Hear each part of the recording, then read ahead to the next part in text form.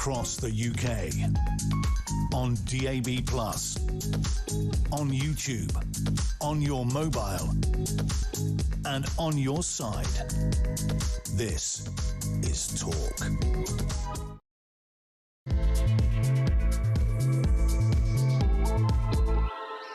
A very good Monday morning. Welcome to the show. I very much appreciate you joining me. I'm Julia Hartley-Brewer. This is Talk. We are the home of common sense. You knew all that already. Whether you're listening on DAB+ radio, on your smart speaker, watching on YouTube or your connected device, it's absolutely fabulous to have your company. Thank you very much indeed for joining me. Lots to talk about. And don't forget, if you do miss anything on the show, do go to my YouTube page, the Julia Hartley-Brewer Show. Hit subscribe. You never have to miss a thing. And then I can stop saying that at the beginning of every show. Right. As you can imagine, we could be discussing the King and Queen's 4-day visit to the US following that assassination attempt, the third assassination attempt in less than 2 years on Donald Trump. Also, the pressure on the Prime Minister back at home. I bet he was delighted to have people talking about something else in the papers today. He's facing growing pressure over the Mandelson scandal. A vote in Parliament expected to basically send him off for the same sleaze inquiry that Boris Johnson faced over his lies over Partygate. Labour MPs urging the Prime Minister to set a timetable. Just, go. When are you leaving?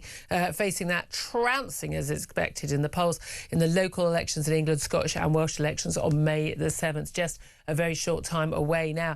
Is he going to last? Is he actually going to survive? Because what is, he really is not. On all different fronts, things are getting very high pressured for him.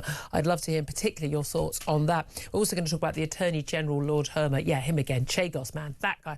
His outrageous attacks on British soldiers after his war crimes case against them was exposed as a lie. £450 an hour he was paid. So he earned hundreds of thousands of pounds for a load of cases, despite being warned in advance. These were basically a load of Iraqis who were claiming complete and utter lies about killings and rapes and torture and goodness knows what by British troops who were completely exonerated. He made a load of money out of it anyway, and then he, we'll get to it, slurred outrageously our brave war heroes. So we're going to be talking about that. Now, I'd love to hear your thoughts on anything and everything that we're talking about today, including, by the way, your healthy life expectancy. Not how long you're going to live, but how long you're going to live a healthy life, because it turns out we're not doing very well on that front. And in particular, if you live in a poor area, I doubt it's your postcode. I'm sure it's down to what you actually do yourself, and yeah, but let's face it, your genes as well.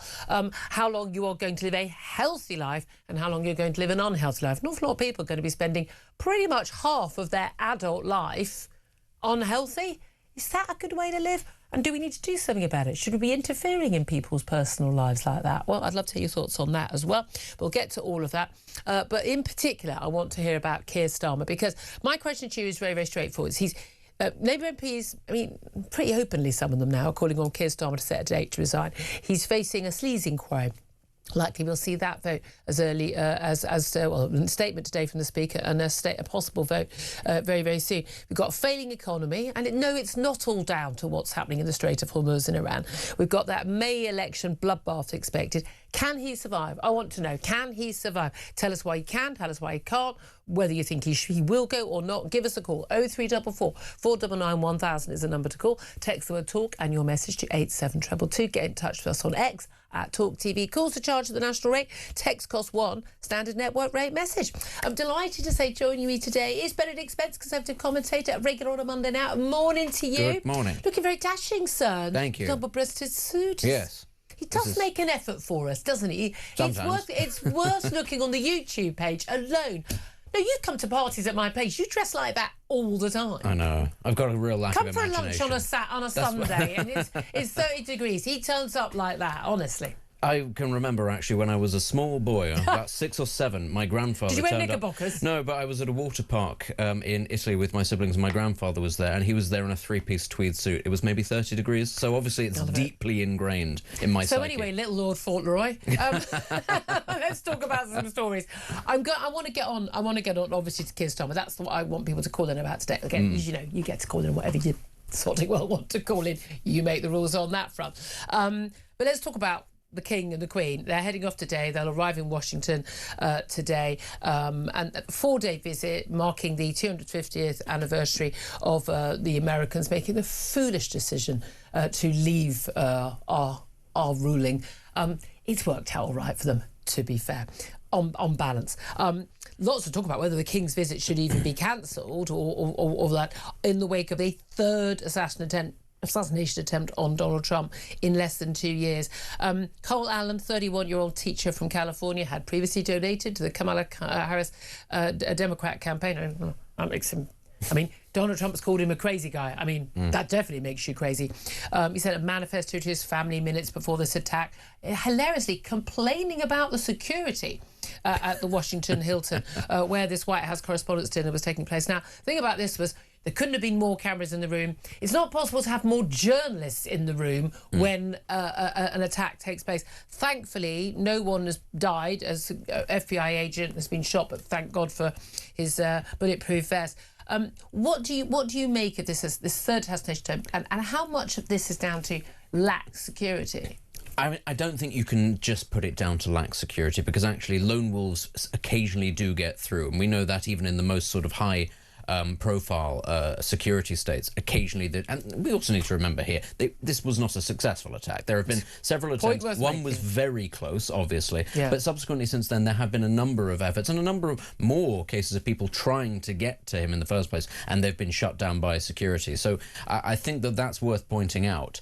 But I think also, first and foremost, it's important to say that the United States has a history of political violence that we do not have in this country. So every time this happens, we're shocked and we go, good Lord, what's happening in America? But there have been presidents assassinated and shot at before. Well, I mean, this actual hotel, this is where Reagan was shot outside in 1981. I mean, and seriously injured. Yeah, so we should remember that, but undoubtedly there has been an uptick. There are more, certainly that we know of, cases of people attempting to shoot this current president. And I do think that that's downstream directly of the state of political life in the United States, the rhetoric, the attitude. And it's really interesting, isn't it, that actually for all we have been told over the last couple of decades, the dangers of gun ownership in the United States because right-wing militias and all these sorts of things, a bit like in Europe where they say the far right is the danger, it seems to be left-wing people that seem to actually be the bigger danger. There seem to be a lot more attempts against a Republican president than there are against Democrat presidents. So I think that's worth pointing out. because we're told it's divisive language on the right, blah, blah, blah, blah, blah. And then again, Charlie Kirk blamed for his own assassination when, I mean, he literally preached the opposite of people of political violence. But this is the thing, Americans always sort of act with utter surprise and shock and horror. Well, this is not what our democracy is about. On the contrary, I mean, as you say, a hugely long history of violence being a part of their democracy. I mean, after the Butler attack was it July 24 at Camp Emily, and the other one before that was September 20. After that, September 24, the golf club. Again, the guy didn't actually, managed to actually get to Donald Trump. Thank goodness. But certainly, what happened at Butler, I mean, it was a big wake-up call. I mean, again, this guy was visible on a roof. Other people saw him. They alerted security. It's extraordinary. The big debate here, and it's interesting, I think all of us are going, well, how did this guy just run through this security? I mean, he just ran through and then people are shooting. Note, by the way, the only person who got shot was actually an FBI agent. Yes. There's about 6, 7, 8 shots ringing out. There's different accounts about how many shots, but minimum four. No one actually shot this Cole Allen, the guy who actually was running through. And the thing is, OK, he had a shotgun, he had a handgun, he had a bunch of knives. He apparently had a hit list. It wasn't just Trump, it was a hit list of people. But here's the thing. In fact, they go, well, he didn't make it through. He didn't make it through to the ballroom. The security worked. But he was in the hotel. He'd booked in a couple of days beforehand with a shotgun, no security for that. And the security people said, look, we can't lock down a whole hotel. But hold on a minute. What if he'd had a bomb? If he'd been a suicide, but if he'd been, Salman Abedi at Manchester Arena, oh, well, he's not on the floor. But I tell you what, you can collapse a hotel pretty quickly. And it does seem to me that there's a lot of security show. Yeah. That said, a lot of ex-agents who were very critical about what happened at Butler haven't been critical this time, and I think we have to accept they know more than us. Yeah, I suppose also it's a much bigger kind of issue if you're dealing with it. Listen, if it's a Donald Trump rally, there's one guy basically who's sort of the focus, the target. If it's a big event with, let's be clear, lots of quite important people, then there are many moving parts. And as you say, the guy had a hit list. So there are, it's the vice president as well. Members of the press, actually very high-profile individuals there, not all of whom, in fact, very few of whom you might say are friendly with Donald Trump. Yeah. So I think it's a very different kind of scenario. And also, when it's a big open-air event like that, as you say, the criticism is they could see the guy, they should have all the sort of the points covered. If it's a hotel, there are other guests, there's lots of other to and fro, and there is a sort of a sense that actually there are far more moving parts. Yeah. So I do understand it's going to be more difficult. You can't shut down the whole world. I mean that's reality. Should the King and Queen's trip be cancelled? No, I don't think so. I don't think so. I think that what I would say is this is something that will have been prepared for a very long time in advance. And whatever else you might say about the Trump administration, the security services in the United States, I simply do not believe that they would, whatever the Trump administration wants, I don't think that they would allow a set of circumstances where visiting foreign dignitaries or head of state, the embarrassment that it would cause if something happened, the complete breakdown in relations, that, forget the King and Queen, if it was any sort of head of state. As you know, I'm no monarchist. I really don't want the King and Queen to come to any harm. Exactly. Exactly. And as I say, can you imagine, especially with everything that's going on geopolitically at the moment, if something happened like that? I cannot believe that they would allow it. Donald Trump has hailed the King for being brave. He's big on, they're big friends. So there's apparently been some tweaks. There's going to be security. We're going to talk to Di Davis, former head of Royal Protection. They work, of course, with the US Secret Service on the protection for them. So I'm sure it will all be fine.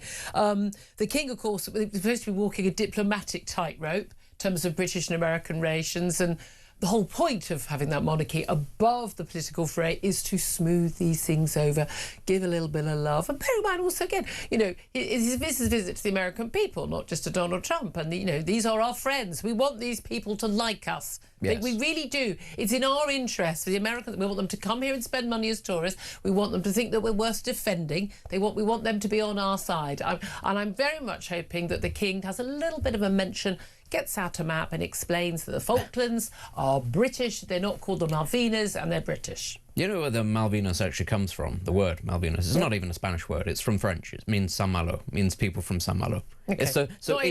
Just on that subject, it's the complete fantasy of Argentina having any kind of claim. There is literally another European country that has a claim before they do. I did a trip to Argentina about 20-odd years ago, and every time there was a map with Malvinas on, I just went up and crossed it out and wrote Falklands. It's great fun, though. It's great fun when this comes up every few days. You get to have a real good time with the Argentines because they have no sense of humour at all, it turns out. Great stakes, though. Hey, guys. Can I say? Anyway, Keir Starmer, your friend and mine. God, we love him. You know what, though? We might not have him around for very long. Yeah? We might not have him around, so maybe we should appreciate him a bit more. Sorry, I don't know what happened there. I'm obviously still drunk from all the Vino Verde I've been drinking in Lisbon over the weekend. Keir Starmer is speaking in Lancashire right now. Keep him, Lancashire. He's yours now. No, this is like pass the parcel. You've got the Prime Minister. You keep him. We don't want him back. But he's setting out his plans to crack down on shoplifting, which of course he won't do. Apparently, shoplifting is a very difficult thing to tackle. We'll talk about it a bit later with a copper. It's not difficult to tackle. If you just arrest the people who commit the shoplifting, you put them in prison, they can't shoplift anymore. I know, I'm an absolute bloody genius, aren't I? I don't know how I came up with this, but it took years of study. I mean, it's really not... I mean, you can cut off their hands as well. That also works. No, Julia. Just saying. No, Julia, anyway, don't you understand? This is a violation of their human rights. They are the victims of this situation. Life has been mean to them. Otherwise, they wouldn't be stealing all of these goods. Life's been mean to them. Well, most of them around my way. Their life seems to have been mean to them as they were in their organised Romanian criminal gang. Because that seems to be all the people doing the shoplifting around my way. But anyway, let's talk about Keir Starmer. There's so much going on in the next couple of days. Parliament is going to be prorogued. We all remember the prorogue word, don't we, from 2019. Basically, so that Prime Minister doesn't have to do another PMQs on Wednesday. This is in time for the local elections in England, the Scottish elections and Welsh elections on May the 7th. We could get the results of those over the 8th and the 9th. Voting. They're not doing the counting overnight. The counting is going to be the next morning onwards. And then we've got Parliament that is going to open for the King's speech on the Wednesday, the 13th. And then basically it all starts again. But in the meantime, we've got Labour MPs demanding that the Prime Minister sets a timetable to go. They're literally like, we're done. You're going to have to list when you're going to go. We've got, say, Parliament prorogued tomorrow. We've got Tories are planning to force a vote, basically the same kind of sleaze inquiry that Boris Johnson faced to the Commons Privileges Committee. So if you have a vote in Parliament, The Speaker, Sir Lindsay Hoyle, is going to give his a statement on this, whether there will be one. But apparently MPs of different sides, so Labour MPs have also asked for this behind the scenes. They want to have a vote on whether or not you should refer the Prime Minister to the Privileges Committee over whether he has misled Parliament.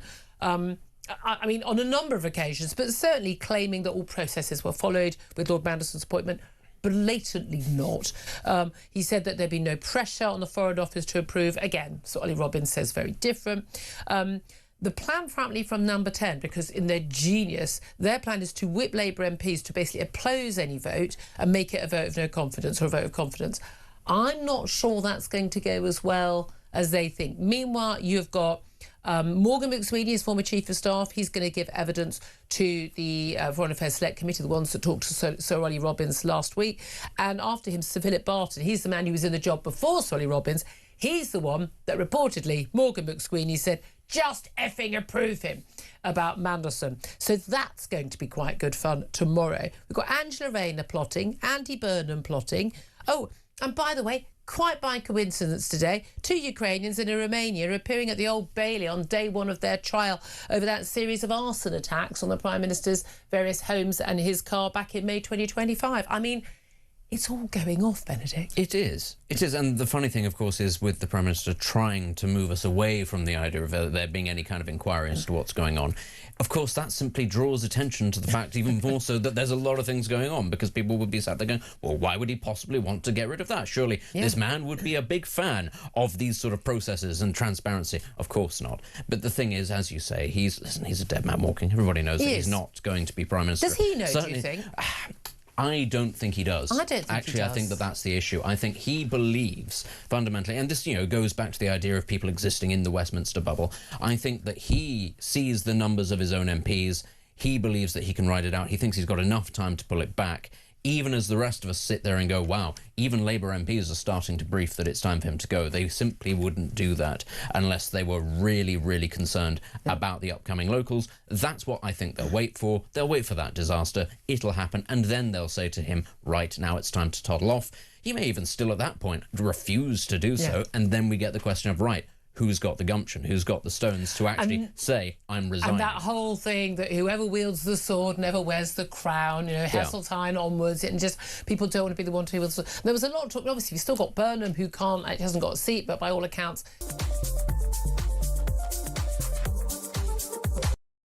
Across the UK, on DAB+, on YouTube, on your mobile, and on your side. This is Talk. Good morning, welcome back to the show. Let's talk more about that Trump assassination attempt, third in less than 2 years at the weekend at that Washington Correspondents' Dinner. And of course, the King and the Queen travelling over to Washington today after, well, quite a lot of conversations with the Secret Service over the weekend about their security. Let's talk to Di Davies, former head of Royal Protection right now. Good morning to you, Di. Hello, lovely to be back with you, Julia. Lovely to talk to you. Thank you very much indeed. Well, of course, I mean, we're all very, very shocked by what happened at the weekend at that Washington Correspondents' Dinner. Third attempt in 2 years. Just before we talk about the royals, looking at that as somebody, who's dealt with, keeping VIPs, alive, basically, it's your job every day. What did you make of the security at this hotel and this ballroom? Because a lot of people go, well, how did this guy with guns and knives manage to get through 2 security cordons? And, even when the security men, the FBI and the security service was shooting, not a single one of their shots hit him, bizarrely. Do you think this was a security fail, or the fact that they got him, was it a security success? Well, you ask a number of questions there. I was as shocked as everyone else that somebody could get within several hundred yards of the president and indeed his whole team. Every single one there was a VIP in its own right. Each had his own protection team, and sometimes too many cooks can spoil the broth. I looked at a wide variety. The first one, how did he pass the first outer security in carrying firearms into the hotel? Clearly, that's something that needs looking at. But more importantly, on that grainy video, we all saw that he was able to sprint past 5 or 6, one of them looking away at the time. And afterwards, I was on a program and an Secret Service chap said it was textbook. Well, if that's a textbook, I'm a sugar plum, you know what? Yes, I didn't. I mean, I'm not an expert. It didn't look textbook to me. The fact, surely a man running through that security barrier should just be, there should be people watching that security barrier to stop them getting to the next stage. Absolutely. And he said it was like a castle. It was like a castle door. Well, again, they should. My definition of a door is something that you can't get through easily. And again, that if that was their outer security from the ballroom, then some questions need to be asked. There should be a physical barrier there that they open and close to allow somebody. The second thing I was worried about is the evacuation procedure. Yeah. Again, it looked very crowded. One of the key things when you plan an event is how do you get out of it? How do you get your principals out of it? And it seemed to me there weren't that many exit strategies, and so that gave me concern. So to sum it up, I think there needs and was, and I hope, a review of who was in charge of security, what planning went into it, what audit trail of that planning, because there are questions I certainly would be asking if I now was reviewing it. And in terms of the royal protection back home, the King and Queen flying off today to Washington on that 4-day trip to mark the 250th anniversary of the independence of the United States. We know there's been conversations, obviously, since that event with the security detail about maybe a few little changes here and there to tighten security. What sort of things, if you were still in that job, would you be asking, would you be demanding? Well, I'd have the protection team there. They're the experts. They go with the royals, the King's police officer, the Queen's police officer. They would have been there ahead, were certainly part of the team. And clearly they work well normally with the Secret Service. But clearly they would be looking again at any vantage points, how, and hopefully all of this would have been worked out well ahead anyway. But you'd go over the planning, you'd go over the structure, and you'd certainly be looking at where they would be crowd-facing, as they call, in Virginia and in New York. And I seem to have lost you. No, hello, you still there? Yeah, we've still got you, yeah. Yeah, sorry, my screen went blank for some reason. But anyway, so those are the kinds of questions, and I'd be looking again as a no firearms zone, and I would be spreading it out. And I'd be actually looking at the lessons of history, and certainly translating my knowledge of attacks on presidents, which surely they know. But I know, including at this very hotel, 1981, Ronald Reagan. 1981, they call it Hinckley Towers. So yes, you'd be looking at, and again, I say, I get no pleasure from saying it, but there are so many questions.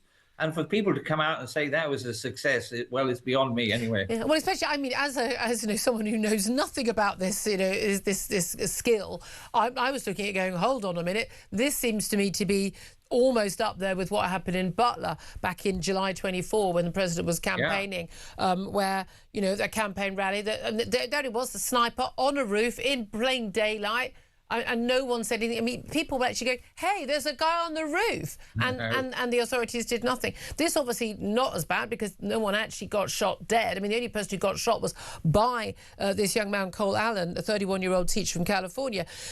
Here's the thing, though. In America in particular, where there are so many guns, where it is legal to own guns, can you ever really be, unless the president or did the King and Queen on the visit, unless they are behind bulletproof screens at all times, unless people are vetted, they are never out in the open air. Can you ever be 100% certain?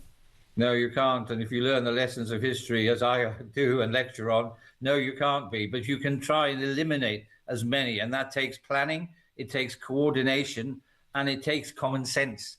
And, that's the best word in the English language, apart from reasonable. Yeah. Use your common sense, use your experience, and don't be afraid to challenge. Challenge experts, I always say, because sometimes even experts get it wrong. Is there also a gut feeling? One of the things I've always said to, especially young people, teenage girls and things, go with your gut instinct. You're walking down the street and you just think, it just doesn't feel right, or you're not sure about somebody, and they haven't done anything. You've got gut instinct for a reason. It's an animal instinct, and you should always go with it. Sod anyone else's feelings. Is there, as a trained royal protection officer, are there moments when you have a gut instinct that something's not right? 100%. And 27 years as a street cop, which is very rare these days for a senior officer to have done all the way up on the streets. You should have just been at university for 3 years. You'd learnt so much more. Ha, ha, ha. Well, that's the problem these days, that many of our leaders simply don't have that street experience where you learn that instinct. And you can't write it in a book. I used to do Notting Hill Carnival as a commander, and I'm telling you, instinct kept a lot of people alive because you sensed this is getting bad, this is overcrowding, how do we stop it, etc., etc. You don't learn that in a book. You don't learn it at police college. You learn it by being on the streets, and that's where we're sorely lacking these days in so many leader elements, in my opinion.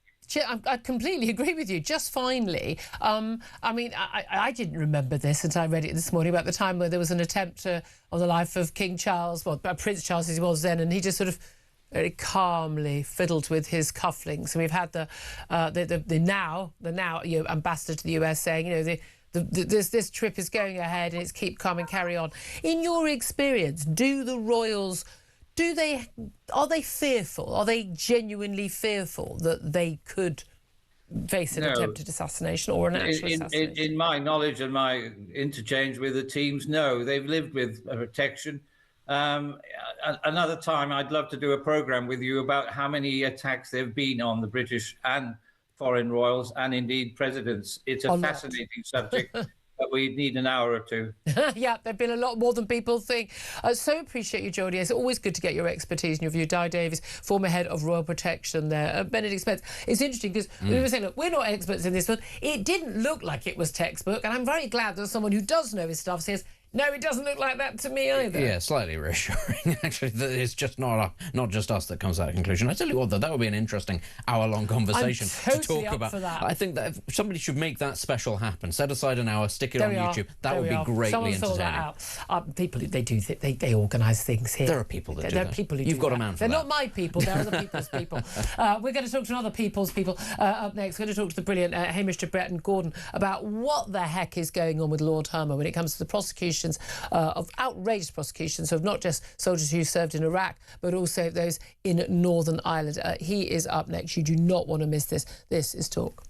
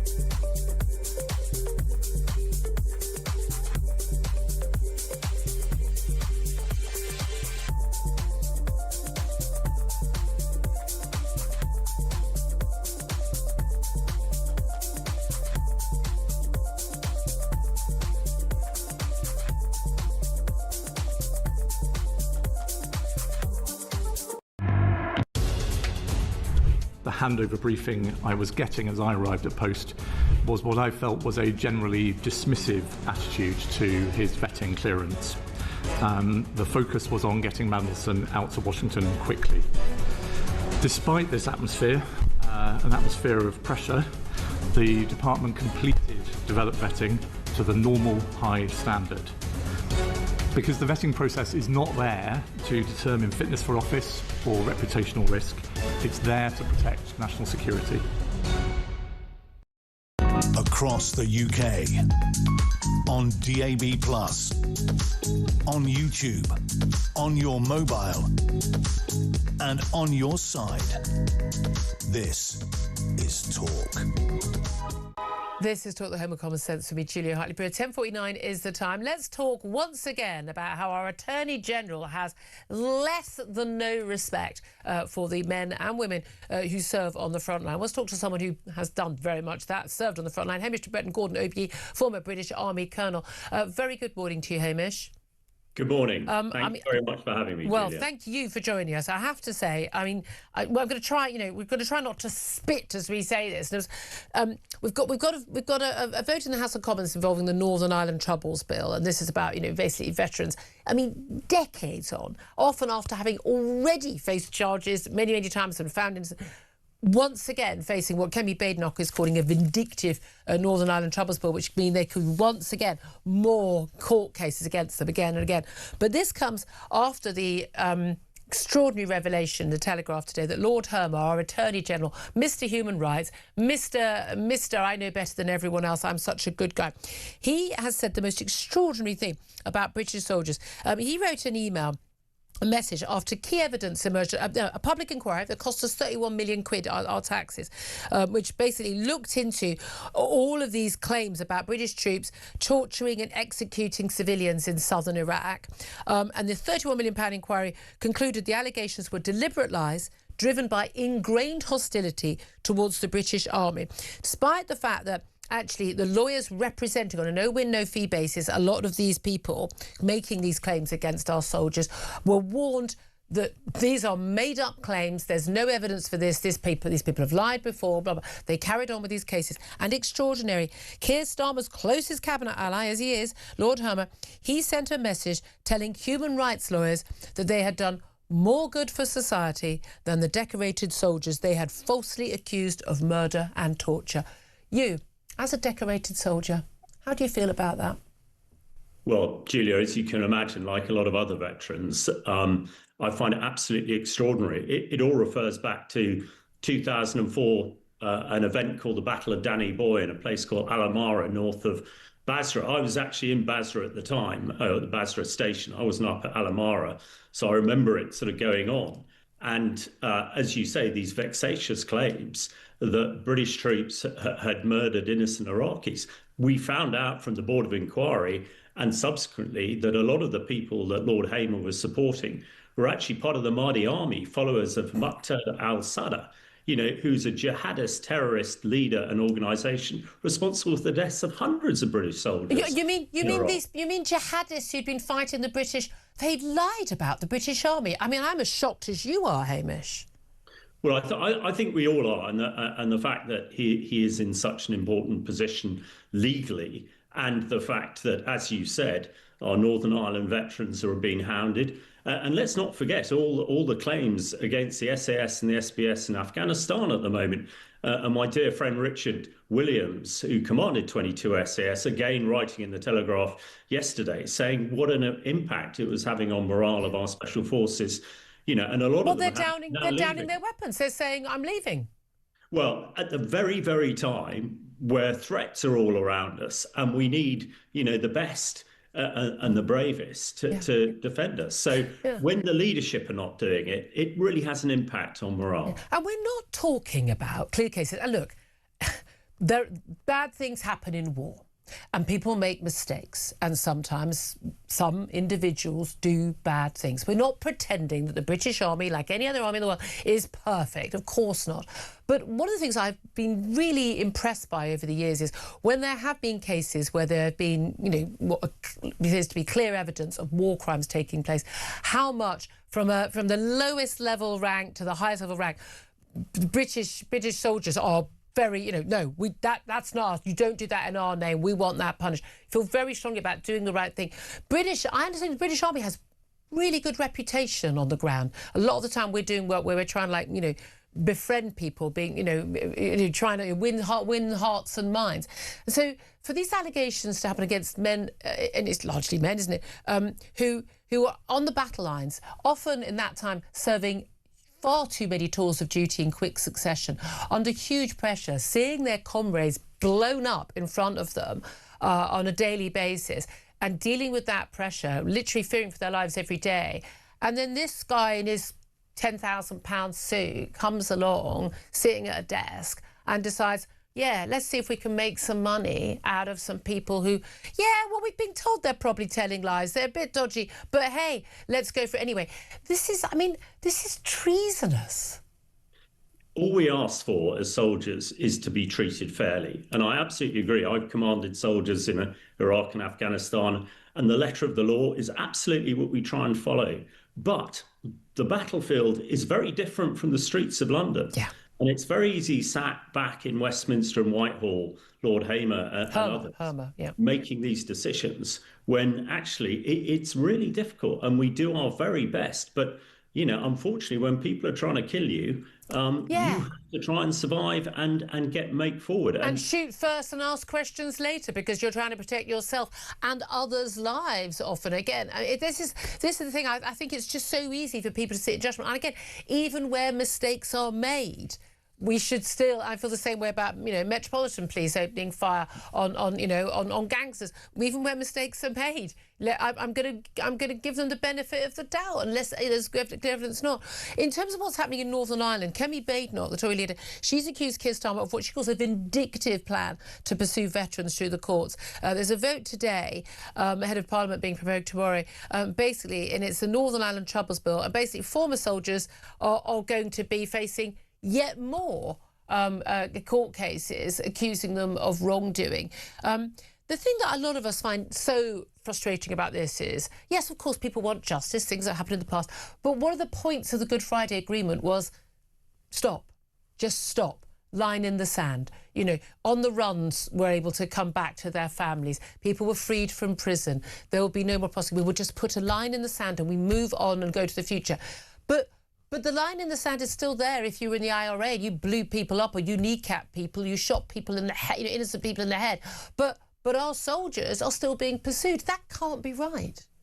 No, you're absolutely right. And as you say, it doesn't apply to IRA terrorists who would have killed British soldiers.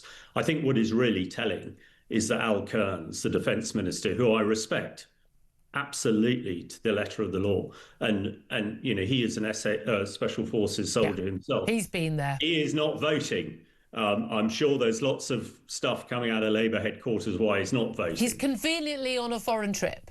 But I expect he cannot bring himself to do it. And let's hope a lot of other Labour politicians also, you know, look for their moral compass and don't support this bill. We should go back to the old one where it's an amnesty, it was fair for all, and then move forward. Yeah, and I can understand why an amnesty, if your family has been wronged, you've lost a loved one, or you've been, you know, kneecapped or shot, you know, and you feel, you know, you were hard done by. I can understand how frustrating it is, but there was a reason for it. There was a reason for Northern Ireland to move on, to try and put the troubles behind. And this is being dredged up again and again. But some of these soldiers, it's like the third or fourth time. Well, that's right. And I think we learned from all the Phil Shiner, the lawyer who was about the Iraqi sort of instance. Who's dodgy, who's faced criminal charges and who worked with Keir Starmer and Lord Hamer. Absolutely. Keep going over this and everything else. At the end of the day, British soldiers follow the Geneva Conventions and do absolutely the best we can. Yeah. The enemy doesn't. And I might say this is a place where perhaps we could look towards the American forces. You don't hear anybody in the States being persecuted, any soldier, as our soldiers has been doing. Whatever we think about them, I think in this case, they've got it absolutely right. And the nation, the American nation, is absolutely fully behind their forces. Absolutely. And I think the majority of the British people, vast majority, are absolutely behind the military. It's just some of these dodgy politicians who are, you know, who might have tried to make money in the past and now are perhaps trying to divert from other things that they should be getting on with to get the country back on its feet again. Indeed. Hamish de Bretton-Gordon, thank you very much indeed. Former British Army Colonel himself, Benedict Spence, has been echoing what we've been saying. I wonder with a lot of, you know, again, this human rights lawyers, these sort of Islington, you know, dinner party set of people who are running our government now. Again, they've not fought in the armed services. They don't know anyone who's fought in the armed services. They rather despise these people because, again, like Lord Hamer, they think that, you know, being a lawyer is a far more important job in the world, despite the fact that, of course, there are no human rights without a lawyer, without soldiers, the military is what keeps our country able to give you human rights. There are no human rights, don't exist. Yeah. It's just the rule of the strong. That's what you need the military for. So his whole world doesn't exist without it. But I wonder, they think this isn't a vote winner. Well, actually, you know what? You'd be surprised how many ordinary people who also don't know anyone in the military who feel strongly. I tell you what, at the same time that we're being told Britain needs to rearm and that there needs to be a recruitment drive and that people should prepare themselves for that situation, you cannot have an Attorney General who has been discovered to have said these things, whatever the circumstances. It's not even just that he said it; he thinks it. Yeah. I don't know how you can. I don't know how you can think it. At the end of the day, mate, you know, your job was able to disappear during lockdown, and their jobs won't, because we still needed the military. There's a bit of a giveaway of whether you need it or not, mate. So much more to talk about. I'd love to hear your thoughts, whether it's about Trump, Keir Starmer or Lord Homer. Give us a call. This is Talk.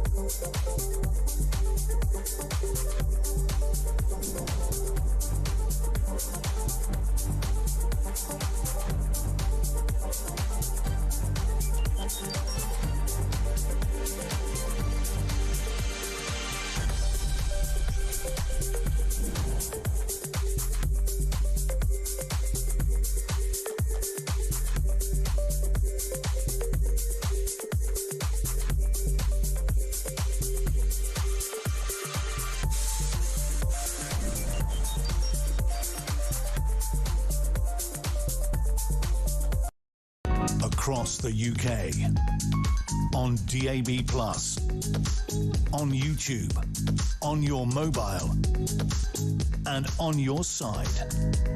This is Talk.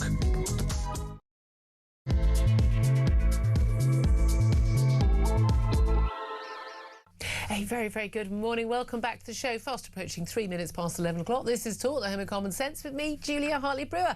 And whether you're listening on DAB Plus Radio, watching on YouTube, or your connected device, great to have your company. Lots and lots to talk about. A lot of you getting in touch. Lord Homer seems to have really set the world alight today, and I just so appalled by his absurd comments about basically human rights lawyers basically do more for the country. I've made a bigger contribution than the men and women who serve on the front lines. Insulting British war heroes. Great look from the Attorney General, the man who made a fortune basically pursuing and persecuting our British war heroes in Iraq, even though they were warned quite a long way before. A lot of these cases even carried on, through the processes, that actually these were dodgy cases brought by as we've just been hearing from Hamish de Bretton Gordon, basically a load of Iraqi Islamists who were best trying it on. Well, it looks like Lord Herman was trying it on as well, but love to hear your thoughts on all of that. Lots to talk about, including, of course, that extraordinary Trump assassination attempt. Third in less than 2 years. Was it a security triumph? Because no one got hurt apart from one security detail, and thank goodness he was wearing a bulletproof vest. Or, having spoken to the former head of Royal Protection here, Di Davies, in the last half hour, was it actually a big fail? Because how the hell did this guy get in through the second security cordon and get so close to that ballroom before he was stopped? Plus, the pressure on the Prime Minister growing every single day over that Mandelson scandal. Labour MPs are urging the PM to set out a timetable for his departure. We've got a likely vote in Parliament tomorrow about whether there should be a parliamentary sleaze investigation as to whether the Prime Minister has lied. We've got, his former Chief of Staff and a former senior figure at the Foreign Office. They're going to be giving evidence to the Foreign Affairs Select Committee. Could be his box office, probably even more than Sir Ollie Robbins, the former boss of the Foreign Office, sacked over the Mandelson vetting scandal last week. And, of course, we've got these local elections in England. We've got the Scottish and Welsh elections all on May the 7th. Expected to see an absolute trouncing for Labour. So I want to know from you in particular, do you think that Keir Starmer can survive? A lot of people are saying that actually there's a lot of pressure on him, but actually there's, the other people who want the job aren't ready to go yet. The Angela Rayner's HMRC problems over unpaid stamp duty on that flat in Brighton. Andy Burnham's not even in Parliament yet. No one sane wants Ed Miliband apart from the party membership. Is anyone else ready? Wes Streeting, too much for Blairite. He was mates with Mandelson as well. So they're not quite ready to go. Do you think the Prime Minister will limp on, or do you think this combination of events is now exposing the absolute chaos at the heart of this government and he's got to go? I want to hear your thoughts and your thoughts on the King and Queen's 4-day visit that starts today in Washington to arriving in the US following that assassination attempt on Donald Trump. Will they be safe on that visit? Should the visit still have gone ahead? Also, we're going to discuss the extraordinary number of councils in this country that, for some bizarre reason, utterly inexplicable to every sane person, certainly everyone who gets up every morning and pays tax, to give discounts to things like spa days and even renting a beach hut to welfare claimants. I absolutely kid you not. How this is allowed to happen is beyond me. I am incandescent about this story. We're going to talk about that a bit later, and also we're going to talk about health, like your healthy life expectancy as well. Basically, you're looking at about a 20-year difference between the poorest areas and the richest areas in terms of how long you're going to live, not just your life, but a healthy life without serious ill health. Is it down to poor housing? That's what has been claimed by this report, or is it down to people's personal life choices? We'll talk about all of that. Joining me, I'm delighted to say, for all the chat today is Benedict Spence, Conservative commentator. Very good morning to you. Good morning. I was complimenting you earlier on your dashing suit today. Do it again. Are you not walking around wearing your marathon? I ran the marathon medal. This is how I ran the half marathon. the people on the tube this morning were wearing. Yes, this is If exactly you ran a how I marathon, you would do it in a double-breasted suit. I would. It would be a magnificent sight. Everybody should do it. It's much more dignified than wearing lycra. I can tell you that for nothing. Okay, big up to, we've got a sub 2-hour marathon, well played. More importantly... What was that? Big up? Big up. Big well up. done. Down with the kids. This is terrible. I don't really care. Don't you? No, is that terrible? I don't really... Oh, what? I know those charity guys. He wasn't running for charity. I have to say, I think there's something particularly magnificent about... Basically, the entire nation of Kenya is set up to go, how can we run at insanely fast speeds that actually in the modern era is of no use to anybody? Because you have public transport, you have got cars, you've got everything. You don't need to do that. And they go, do you know what, though? I'm going to do it anyway. And I kind of sit there and I go... Good for you. I admire the human achievement, all credit to him, but also the achievement of whichever trainer company would come up with a trainer that weighs less than my glasses. No, I'd say big up though to Alicia on our team. It's her 27th birthday today, so she's having, I'm hoping right now, a well-earned lie-in, and she ran her first marathon yesterday. 4 hours and 42 minutes, all credit to her. I'd like to say that the best thing about it is she will no longer talk about running a marathon. That Kenyan smoked her. What a loser. Wow. Gotta say, I'm only saying that because she's not here today, and she will hit me. Because Benedict will no longer be on the show, and Alicia will make sure of that. I would never say that girl. if she were here. We're very, very, very proud of her, and she ran for charity. Of course she did, everyone does. We sponsored her, we just told her she wasn't allowed to talk about it a lot. Anyway, honestly, I wrote my usual sarky tweet about it yesterday, going, well, good luck to everybody who knows someone running the marathon, now that they're going to finish running the marathon, not talk about running the marathon. Oh, the people who reply, it's for charity, it's for... Oh, and You've been writing quite a lot of sarky tweets at the moment. You wrote one about saints not existing. I thought, well, you can never go to Italy again without being lynched. I mean, good for you. I wasn't sarky. That was I was pointing out facts. Well, technically, it's not true. There are saints because the church says they are. Whether or not you believe that they do the things they claim to is a secondary thing. But I feel we've digressed from the main stories in the papers. I'm trying to save you from a lynching by nonnas. That's what I'm trying to do. I don't care. I love getting grief on social media. It makes me laugh. We're going to talk about Trump first of all. That assassination attempt, third attempt in 2 years. Remember, I mean, Butler got rather too close, July 24. I mean, actually got shot in the air. There's still conspiracy theorists about that. No, he was shot. Someone else actually died.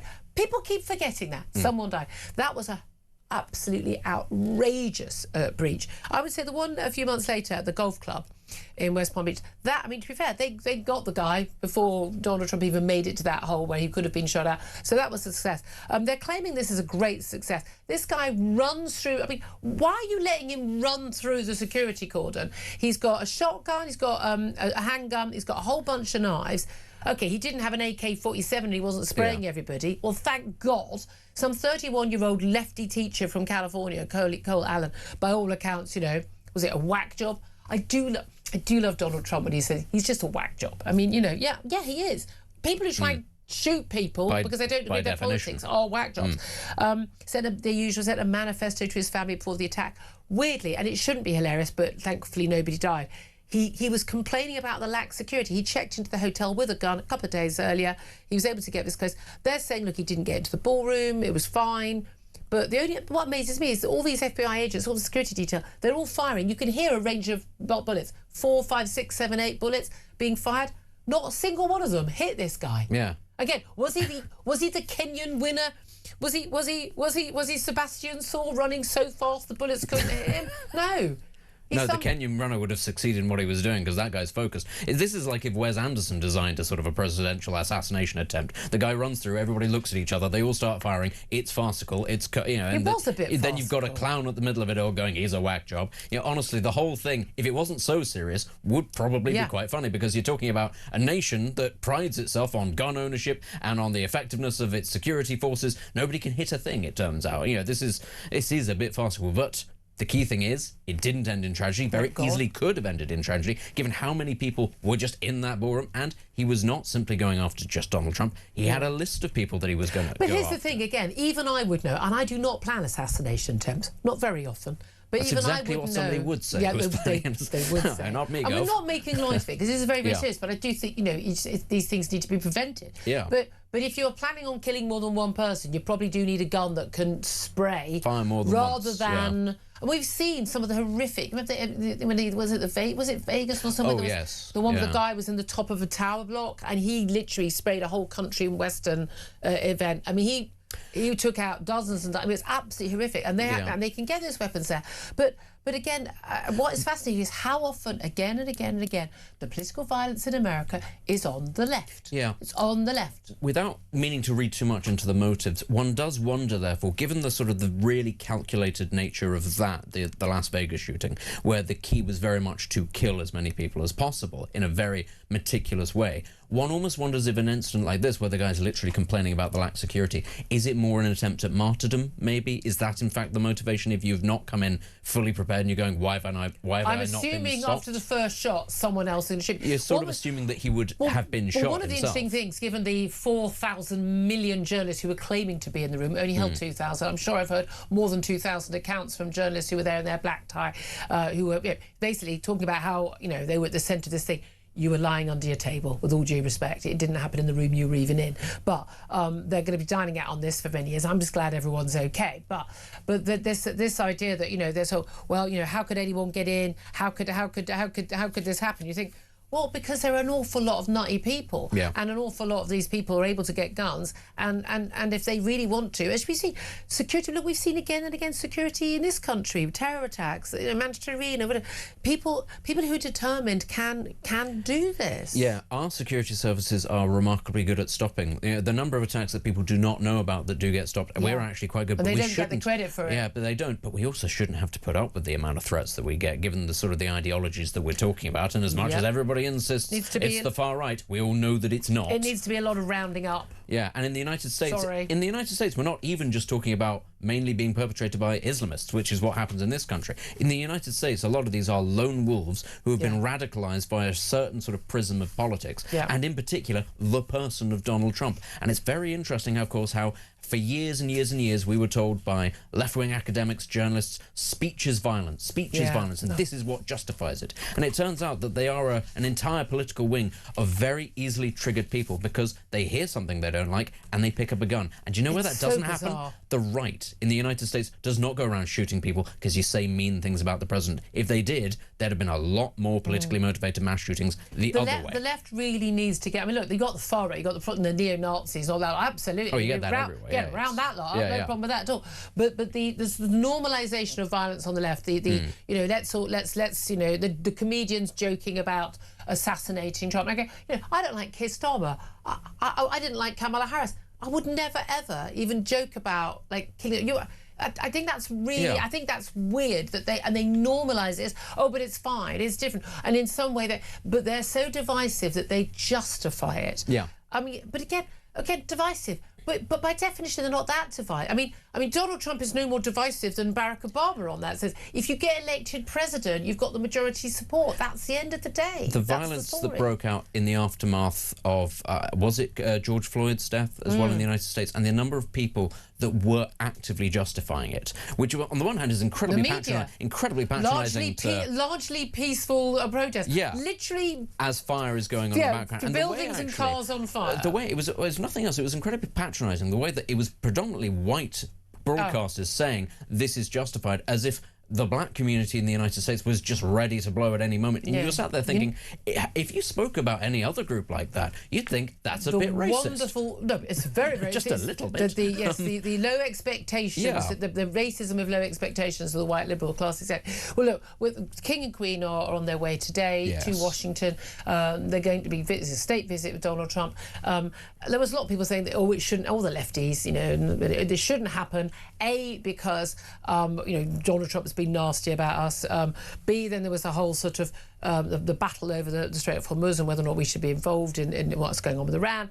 Chagos Islands, this internal White House document suggesting that the Americans won't back us on Falklands. Well, you didn't sodding back us in 82 either. So that said, we don't have the ability to defend the Falklands. The Falklands will only be British while we have the ability to maintain them as British, which is why we need our defence forces built up. But also now this security risk. I mean, to a certain extent, you know, there was always a security risk. It seems that it's going to go ahead. Should there be any question about whether or not the King or Queen should go on any of those grounds? No, because the King, A, is not just the King of England, he's also a head of state of Canada. United Kingdom. Yeah, well, he's depending. Well, you might have something to say about that, but I'm more sort of talking about the fact that also he's the King of a country that neighbours the United States. So it wouldn't just be on our behalf, it would be that as well. But also, he's not going to visit Donald Trump, he's going to visit the people of the United States. And actually, broadly, a lot of them are still, I think, pretty pro-us, broadly. I'm not saying that, you know, they'd do anything for us, but they quite like us, fundamentally, on both sides of the political divide. We need to remember that. A lot of Republicans as well. Yeah, it's really in our interest, the American people to like us if we need a defence, if we need backup. And for us not to be... and we want them to come as tourists. Come to our country, you're really welcome here. Not even as tourists or anything like that. We want them to invest in our country. We do want them to look beyond the Trump presidents, and we don't want them to look at us as petty as him, ultimately, because he's only going to be president for another couple of years. Well, of course, you know, you might have something to say about that, but that's the idea anyway. And we don't want it to be that they look at us and go, wow, aren't they a petty bunch, that Donald Trump was mean to them and they went off in a huff. No, they think that we have a little bit more dignity than that, and I would like to think that's true. And this is what a royal family is good for, in terms of that being above politics and all of that. Let's talk about not being above politics. Let's talk about being right there in the dirt, in the mud. Keir Starmer is certainly there. Things he's facing in the next few weeks, right? got Labour MPs apparently demanding that the Prime Minister sets a timetable for him to go. Like, they've got the local elections in England, Welsh Assembly elections, Scottish Parliament elections, all of which are going to be a disaster for Labour unless the polls are completely wrong. It's always a possibility. I'm not telling anyone how to vote, but an awful lot of parts of this country are going to get a vote, and it's going to be bad. We've got a whole load of plotting going on by the likes of Angela Rayner. We've got Andy Burnham trying to get back into Parliament. We've got Ed Miliband. We've got a load of Yvette Cooper, sweetheart. Self-knowledge.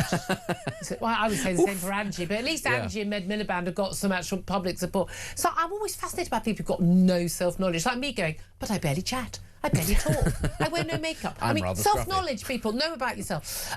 We've got the Tories planning to force a vote from the Speaker, basically, to refer the Prime Minister to the Commons Privileges Committee over basically lying to Parliament, which he has done repeatedly over the Mandelson appointment. Tomorrow we have got... Oh, by the way, and he apparently, his infinite wisdom and his... Well, he's got a chief of staff yet. Who has he got? Acting chiefs of staff. They seem to think that he's going to make it into like a vote of confidence, so telling MPs, no, you mustn't vote for this. Good luck with that, Keir Starmer. They may see this as an opportunity to get rid of him. We've got his former Chief of Staff, Morgan McSweeney, who, Mr. Oh, my phone was stolen, how terribly convenient.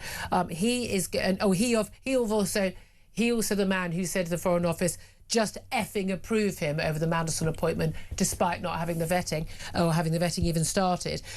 He's going to be forced to give evidence to the Foreign Affairs Select Committee tomorrow. Again, it's quasi-judicial. You are not allowed to lie on a technicality. If you lie to a Select Committee in the Commons, you could face life imprisonment. I kid you not.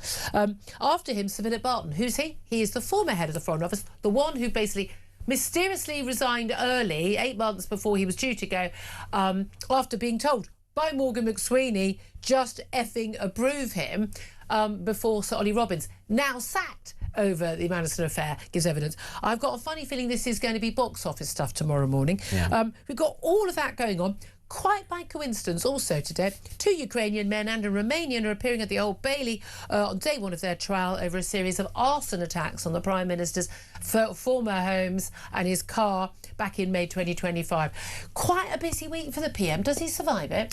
I think he survives it because I think actually that there are far too many people in the party are too timid to get rid of him just now. I think that they are beginning to understand that they need to get rid of him in the near term, but I do think that they're going to wait until the local elections are done so that he can carry the can for that. I mean, it's funny actually, you're talking about him potentially whipping MPs not to vote for an inquiry. It's a bit like telling the school bully, don't tickle me because I'll wet myself in front of everyone. Got horrible insight into Benedict's school days. Or maybe I was the bully, who knows? Or perhaps, let's not think about Keir Starmer being tickled and doing that. That's the even worse situation. But the point is, this is an opportunity for MPs to inflict some real pain on him, especially if they did feel a little bit too timid about actually sort of getting rid of him right now. OK, fine, but you could draw out that pain quite a bit. And let's be clear, he's not popular amongst a lot of his backbenchers. He doesn't even know half of them. He just wore a suit. Yeah. So he wore a suit. And the red rosette. Yeah. What I love is absolutely fascinating. He's done an interview yesterday and he vowed to stay on as Prime Minister until 2030. So he basically says he's going to fight the 2030 election. Of course, every cabinet minister gets asked, is he going to be fighting the next election? They go, he's going to be up. They don't. Nobody thinks that Keir Starmer, apart from maybe Keir Starmer, thinks that Keir Starmer is... Mrs. Starmer, Lady Starmer, doesn't think he's running in that election in 2029, but he reckons he's going to be Prime Minister into the 2030s. Mate, if you run, you ain't going to win it. I imagine that, OK, if there was a bomb that took out everyone else in the country, you could be Prime Minister. That's the only scenario in which you're still left. Think about MPs. They're not loyal to anybody who's likely to put them out of a job and out of a home. They've got mortgages. A lot of these people are earning, 90-odd grand a year. They've got the expenses.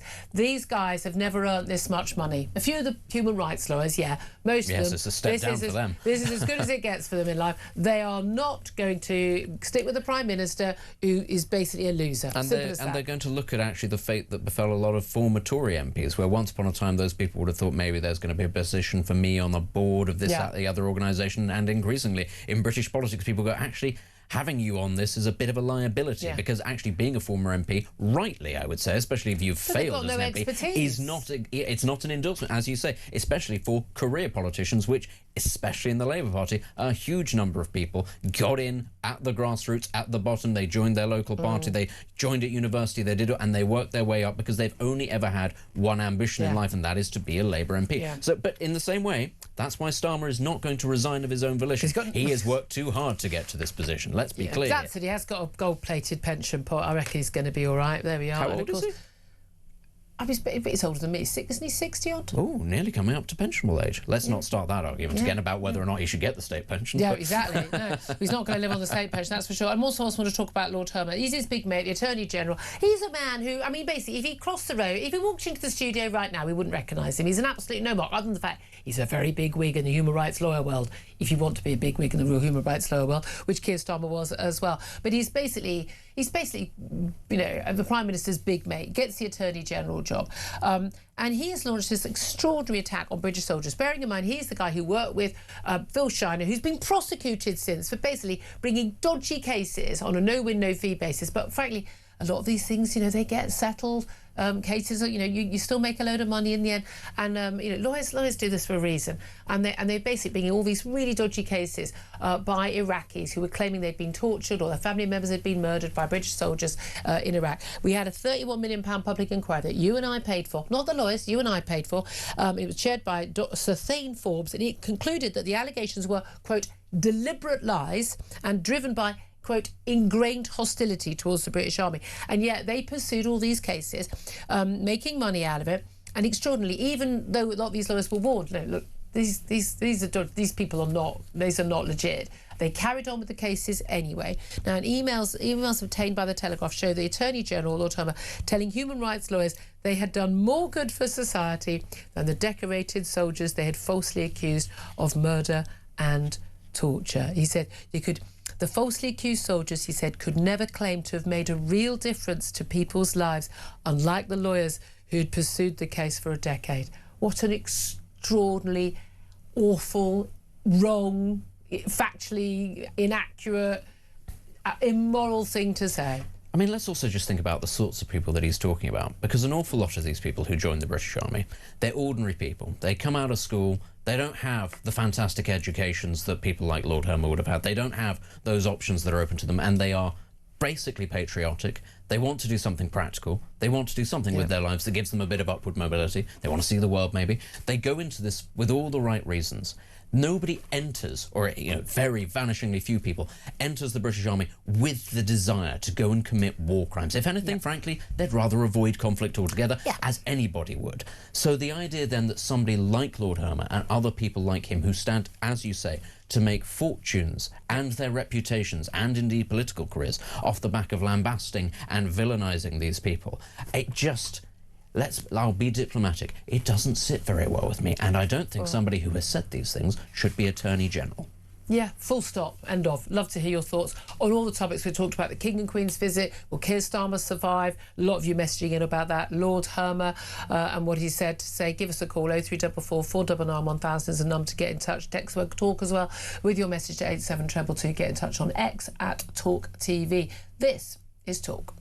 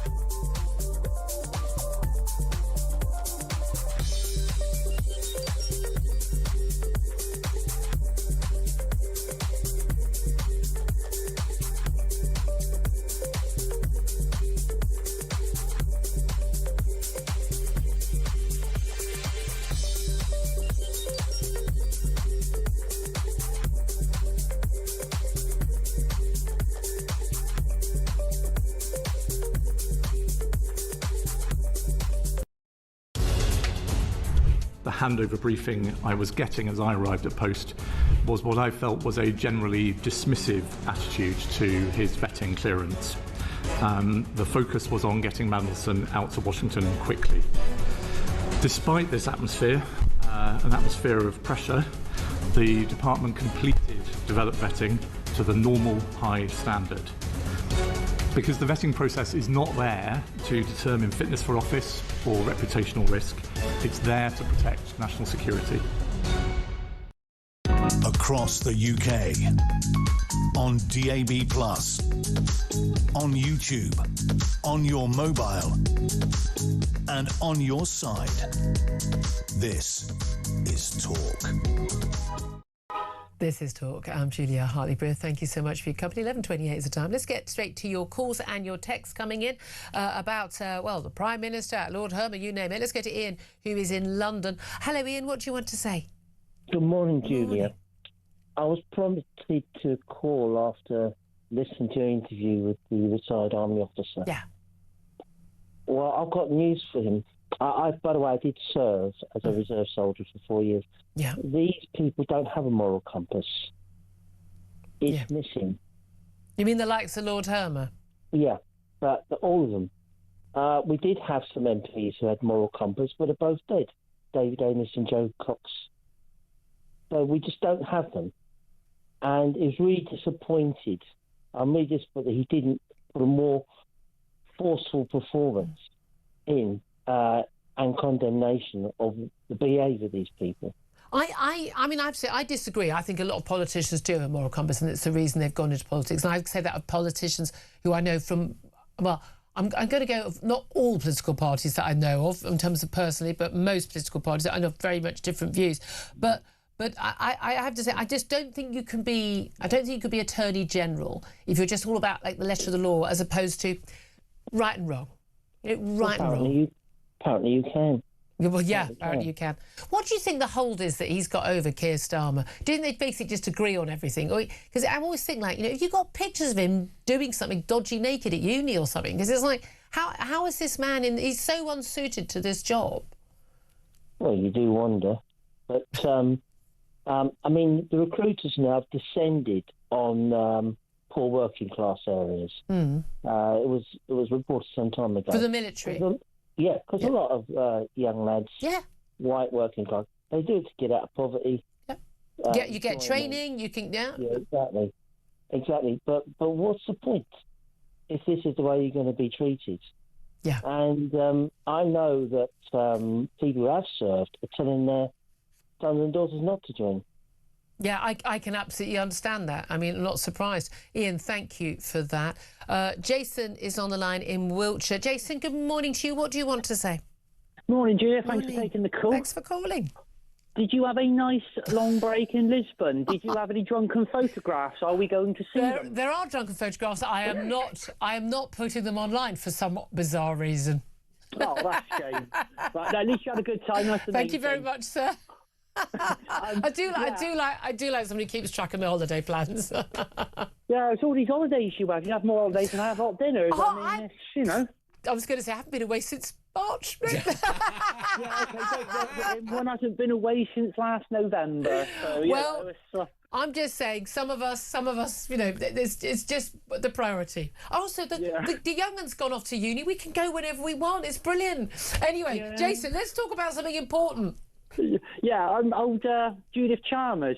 I can't actually see him going anywhere for the foreseeable. Let's talk about Keir Starmer at this point. Yeah. One reason being, he's not going to want to give up that lovely privileged position of what he's doing, so he'll fight like cat and dog to keep that. No one who fights to become Prime Minister wants to walk away from it. No, it's all that privilege, you know. He's got more air miles than what you have, so I mean, he's, you know. But on the next thing is, I don't think anybody in his party is actually going to want to sort of inherit and jump into the mess that he's made. Well, certainly they're all waiting until after the May elections, aren't they? But there was a view, there was a point about a couple of weeks ago, people going, no, I think the hairy moment's over, and he's somehow going to sort of carry on limping on until the end of the year. And I just don't think that now. No, even after, I think the May elections, I think they're going to get obliterated in again, are you going to want to be the man/lady that's going to take over that? And it's just what they're going to inherit. It's just going to be a complete and utter shambles. So you think he's not going to go anywhere? But do you think? But at the end of the day, you've got a load of MPs who are going to say, yeah, this guy has trounced us in the polls. We've actually seen our councillors, who are our mates in the local area, losing their seats. And are we going to keep this loser on? I think they're going to go, nope. They're looking at their mortgages, they're looking at their bills, and they're looking at their jobs on the line and going, let's get rid of this guy and give someone else a chance. Yeah, I thought this would have been done months ago, because I think the conversation's been quite a few times. Is he going to go over this? Is he going to go over that? It doesn't happen. I mean, if we go back to Mrs. Thatcher's days, I mean, when she got to the end of her time, that all happened pretty quick in the end. After 10 years. Actually, yeah, but I mean, towards the end of it, I know she had little bits, but she hadn't car crashed the country like what he's done, has he?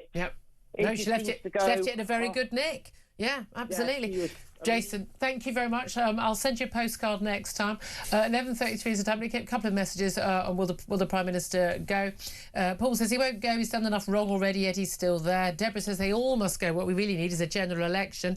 Ivan says the fact that he's stayed shows he has a hidden agenda. Otherwise, he'd have gone already. He shouldn't be allowed to make any more political decisions. Taxi for Starmer and for Labour. And another Julia says he's misled the House on multiple occasions. He's lied. He's corrupt. Just let that sink in. Well, we'll find out what our next guest thinks about that. He's Kevin Marr, former Labour Special Advisor, up next. Stay tuned. This is Talk.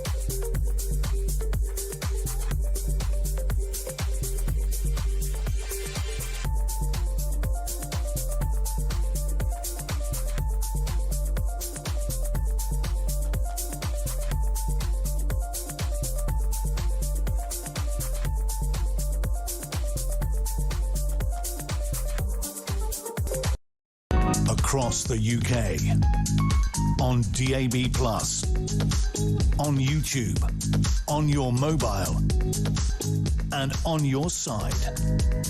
This is Talk.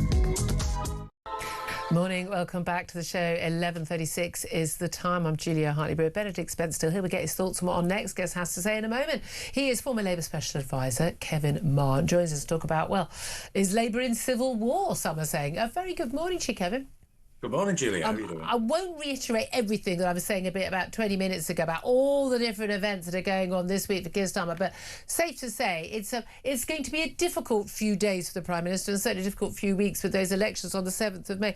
And yet, I would say, I mean, hilariously, because I think you've got to say this is hilarious, Keir Starmer has vowed to stay on as Prime Minister until the 2030s, not just like to the end of the week or the end of the year, or to the next election, but he says he's going to fight the next election, and he said that the problem is that loyal Labour MPs' voices are not being heard, and that's why people think that he's not popular.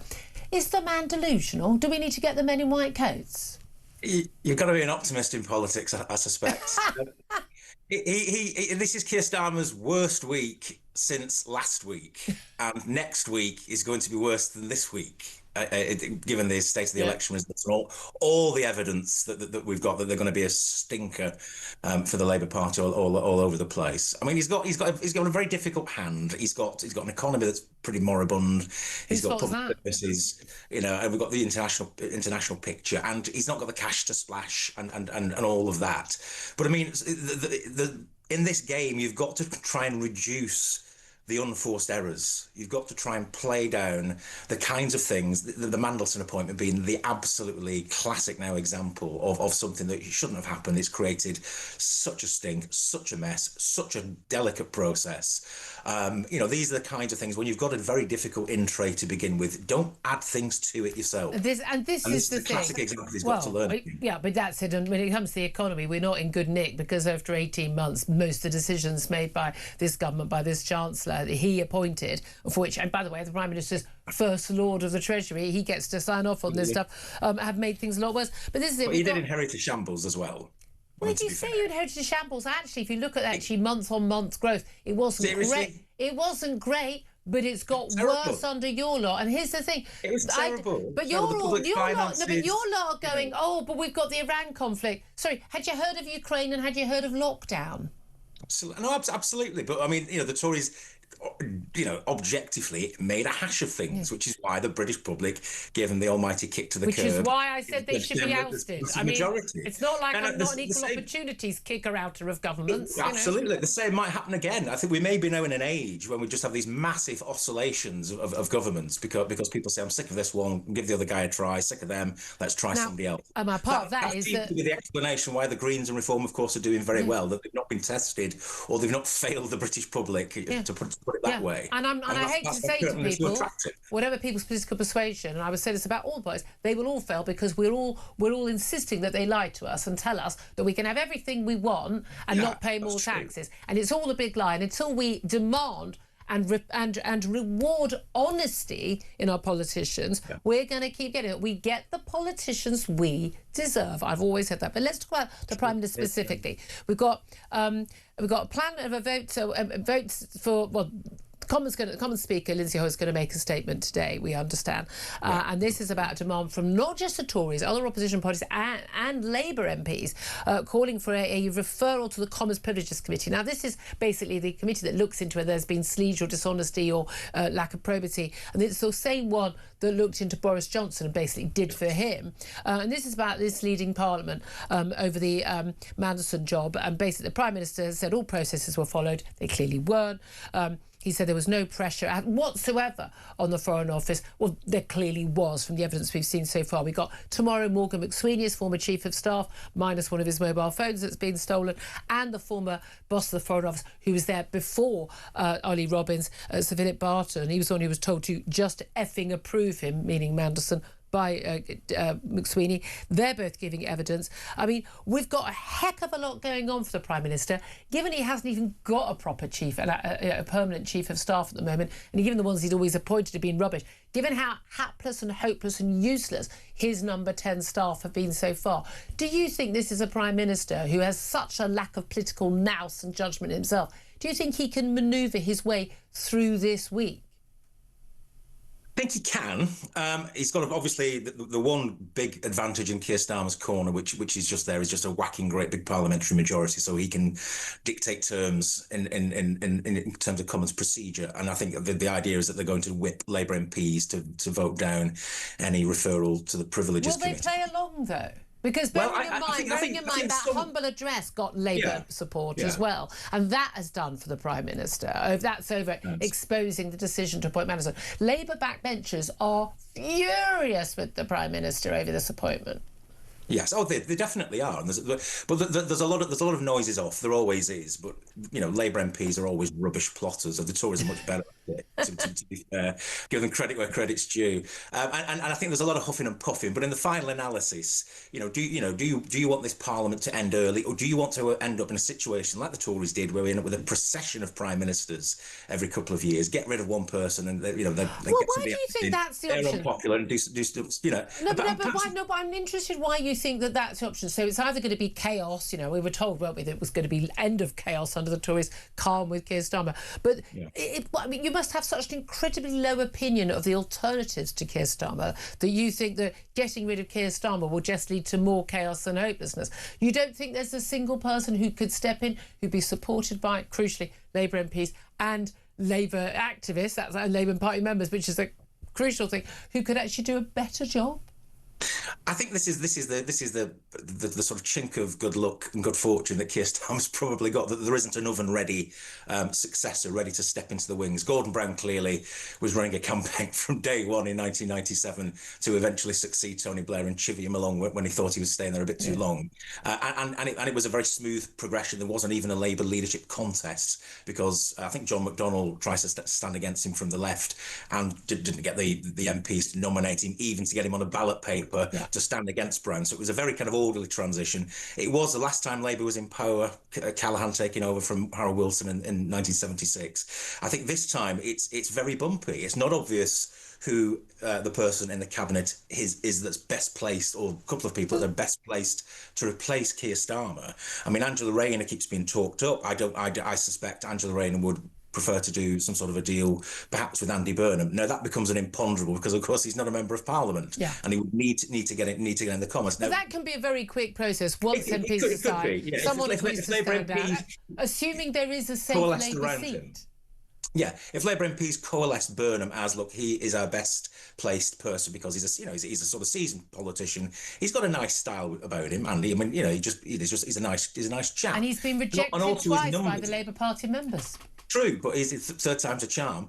But it may well be that actually, somebody that is just generally more popular and we're probably in those terms at the moment, where most cabinet ministers have pretty dreadful numbers, like Keir Starmer, not as bad as his. I mean, Burnham is a great communicator. There is no golden alternative at the moment. Yeah, no, he's a great communicator, and he's done a really good job, I think, as Mayor of Manchester in terms of representing, certainly during lockdown. He's on the show a lot, but again, there was a reason, presumably, why he was called Flip Flop Andy, and he was rejected by the party members the last time around. In terms of the election results we're going to be expecting soon, is there any, and we've obviously, without mentioning any specific elections because we get in trouble for those electoral rules, is there any evidence that the whole Mandelson affair is actually impacting in any way on votes in Scotland, in Wales, or in local elections in England? I mean, I've spoken to quite a few people over the course of the last few weeks, and I mean, no, in short, I mean, one or two people clearly will raise it. It tends to be cost of living, and until the economy grows, nothing in Labour's garden will grow. It's as simple as that. Everything will be bad until the economy picks up and moves forward, and that's the message that's coming back off the doorstep. And it's not going to, is it? Because we haven't even had the economic impact of the Strait of Hormuz closure. Even if it opened, at midday today, we will still have an impact in 6 months' time of that. And it's that quantum. It's months of a lag. And there's some economic data that's been buzzing around in the last few weeks, which has been a bit more promising. But it's cold. The issue with Iran is just cold water over the economy. And until that changes, Labour's fortunes won't change. So it's slightly perverse in a sense to move at this moment to get rid of Keir Starmer. So again, it's not just like so. Any rival candidates either not quite ready yet for still battling with HMRC or still trying to get a seat, or wanted to get their Mandelson links like Wells Streeting behind back in the distant memory, but it's just people were waiting. Let the Prime Minister take the hit for the local Welsh and Scottish elections, and I can start again. But you're saying actually they may want him to take the hit for the economy as well. But by all accounts, the Prime Minister, we're told, is planning to make Rachel Reeves take the hit for the economy. Very unpopular figure. She's got no sort of constituency with the party. No one will mind seeing her gone, least of all us here at this station, that's for sure. And he could just sack her in a reshuffle if he manages to stay in the next weeks after the May elections, and then he can put someone new in. I mean, potentially it does, but again, it's the question of what's the new direction. Is it just a case of fresh faces? Because fresh faces in this game don't last very long. You've got to have changes of direction. I'm reminded really of the kind of Norman Lamont situation after Black Wednesday in '92, where he sort of stayed on for a bit longer, and then Ken Clarke was put in as the government's best communicator and a proper fresh face. But there was a real direct change of direction, obviously, when we left the exchange rate mechanism, and we haven't got that moment here where in a sense, it's a very tight fiscal situation and growth is very low, and we've got sticky inflation. Now, until we can manipulate the economy to get rid of at least one of those problems, we're not going to get growth. We're not going to move forwards. And there's a point here, and I don't to sound dismissive of the Prime Minister or Rachel Reeves, but in a sense, politically, you use them as a bad bank. You load all the debts, all the failures into this period of government, this very hard period. and keep them there, and then if you want to change leader then a little bit later on, you get a boost, and you get the chance for a proper meaningful reset. At this point, getting rid of Keir Starmer after next week or in a few weeks' time does not give Labour a reset. It's a false dawn. Well, really. Absolutely. I'm going to how many more resets we've had. Kevin Mark, really interesting to talk to you. Thank you very much indeed. Former Labour Special Advisor. I like what he was saying at the beginning. This is the Prime Minister's worst week, Benedict, since last week, and next week's going to be worse again. I mean, that's a fair analysis. It is, and it does remind one of the Boris Johnson sort of those final few months where it was always kind of like, is this the beginning of the end for Just Boris Johnson? Is this the beginning of the end? Is it the end of the beginning of Boris Johnson? And it was just that constant, you know, at some point it's not going to be recoverable. We've long since gone past that with Keir Starmer. Everyone knows you can't claw your way back. He's only there because, as was just said, nobody else really seems like a goer at the moment, even they don't think that about themselves. No, exactly. It's fascinating. 11:48 is time. Love to hear your reaction to all of that. 0344 499 1000. Up next, we're going to be talking about a story that is going to make your blood boil, because when you go out to a major attraction, or maybe you go and get a spa day, maybe if you live on the coast, you might try and rent a beach hut. You might have to pay full whack.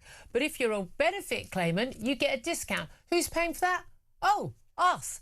This is genuinely happening. Discounts on spa days and beach hut rental just because you're on benefits. Are you kidding me? No, I am not. That's up next. Stay tuned. This is Talk.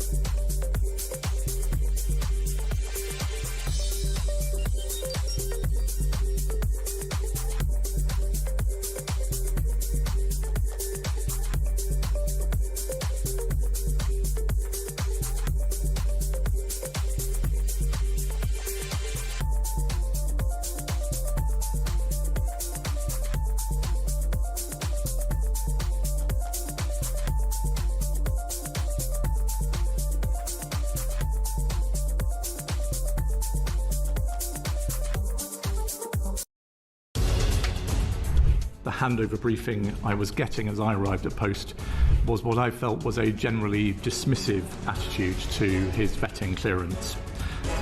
The focus was on getting Mandelson out to Washington quickly. Despite this atmosphere, an atmosphere of pressure, the department completed developed vetting to the normal high standard. Because the vetting process is not there to determine fitness for office or reputational risk, it's there to protect national security. Across the UK, on DAB+, on YouTube, on your mobile, and on your side. This is Talk. A very, very good morning. Welcome back to the show. 11:51 is the time. This is indeed Talk. Let's talk right now about, this story is going to absolutely make your blood boil. Benefit claimants getting discounts for things like spa days and beach huts. And no, it's not just one council, but subsidised beauty treatments, cut price drinks, part of a number of things that are, and it's not, by the way, it's not local businesses. Now, if you're a private business and you choose to give people a discount because they're on benefits, that's entirely up to you. We're talking about council-backed concessions, things organised and paid for and subsidised by the councils. Local councils paid for entirely by your and my taxes. Job seeker claimants accessing things like reduced prices to go to a football match, to a comedy club, cinemas, saunas, spas, being able to get drinks at bars, massages, eyebrow treatments through local government schemes. This is absolutely extraordinary. Let's talk about this with Maxwell Marlowe, who's Director of Public Affairs at the free market think tank, the Adam Smith Institute. Maxwell, good morning to you. Good morning, Julia. How are you? Very well. No, I'm not very well. I'm bloody boiling right now, I have to say. But we can understand why, okay, people who are on benefits, low incomes, they get a discount on their council tax, and maybe you should get maybe some subsidised travel to help people go and get a job. My view, only subsidise it for when you're on the way to a job interview and on the way back. Otherwise, no. But how on earth have we got to a system where, because someone's on benefits, not on disability, but just on benefits, that they should be offered cheaper prices for, let's face it, luxuries and entertainment, which other people work very hard, pay taxes out of their hard-earned income, which pay for the benefits, and then have to pay full whack on? Allow me to be facetious slightly here, Julia, but do we not want our people going to job interviews not to have nicely trimmed eyebrows and to be nice and relaxed and have a nice tan? No, I completely agree. I think it's completely and utterly mad, especially as we know council taxes are going up. Really, regardless of who's in power, and that's a whole bunch of things. But this is total waste we can see here, and it's not just the council taxes, right? I mean, if I wanted to, let's say, go to Westminster Abbey, it would cost me 31 quid, but if I was on universal credit, it would cost me 8 quid. Who's paying for that? Who's cross-subsidising?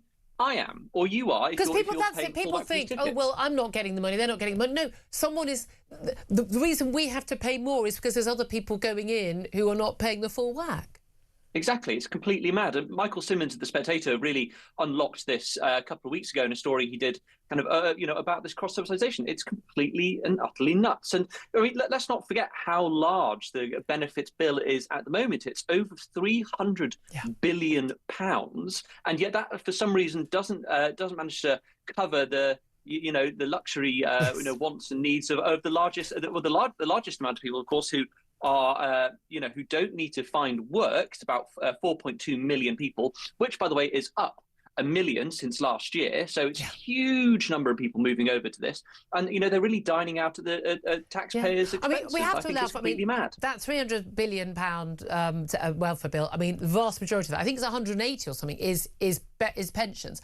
I think a lot of people, 133, 133 billion. But I think a lot of us don't mind, pensioners getting a discount, and so often if they're doing things during other people's working hours and they wouldn't afford to do it otherwise, and businesses benefit. And again, that's up to businesses to decide to do that. If that makes early bird dinners, all of those sort of things for if you show your pensioner's card ID, that's one thing. But we are talking about stuff that why are you going on a spa day? I mean, a spa day is something. A spa day is something. Getting but these people, I don't know what they're getting their eyebrows something done. I don't do all this stuff.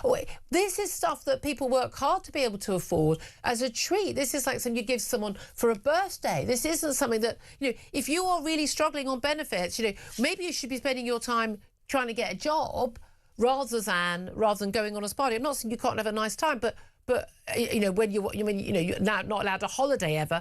But this is just taking the mick. But this is part of a whole culture, isn't it? This idea that just putting everybody on the payroll, that the state just grows and grows and grows. But there are so few people now working, and not just because of the age, the demographic time bomb, people not having babies. As you say, all these people, particularly young people, are not working. If they're not working in their 20s, they're never going to work.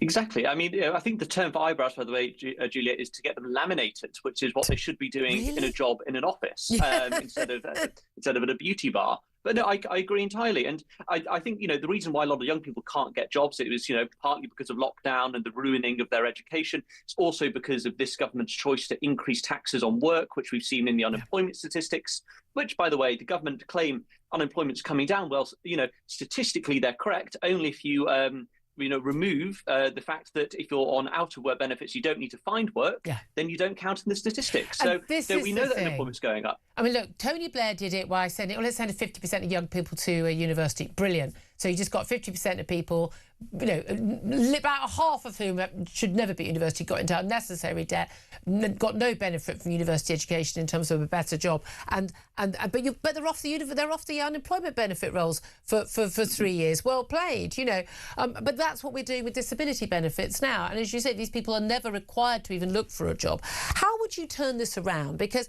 I mean, we've got a lot of parties saying, the Tories say they'll do stuff, the Reforms they do stuff. I'm in favour of genuinely, I want everybody, you're on benefits. I want you to come in, Village Hall, you tell us why you need those benefits, and we'll take a vote. The taxpayers will have a vote on whether we judge that you deserve or need those benefits. And I think the public, when it's their money, are going to be rather a lot harsher than the people who are sitting on a Zoom call being paid per person they sign up to the benefits in the benefits office are going to actually approve. Do we need to literally, start hauling people over the coals? Well, I think this is the great thing about a free press and high quality journalism, which the UK is very lucky to have, really. So if really people should be, if they're upset about the story, they want to change, they should be emailing their councillors, they should be emailing the council and saying what is going on here.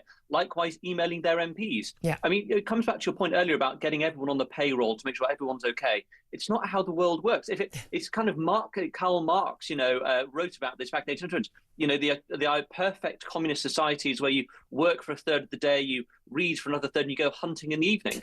We're not at that point. I woke up at 5:30 this morning, to do work and come into work, and I'll be going home, when the sun has set. So, and I'm paying for all this, and so I'm sure are your listeners and viewers. Are you getting a free spa day at the end of it?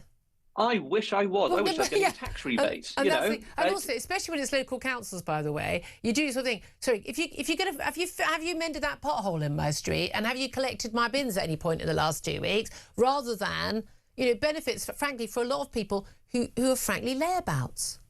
Yes, exactly. I think that this is the huge problem, which the council is completely distracted with doing all of this stuff, and people should write to their council and complain. You've got to tell the people who come and canvass you, if you've got local elections in your area, wherever the party is, tell them I'm not happy with this, I don't want this, and I'm not going to vote for you because of this. You've got to punish them. It's the only language they understand.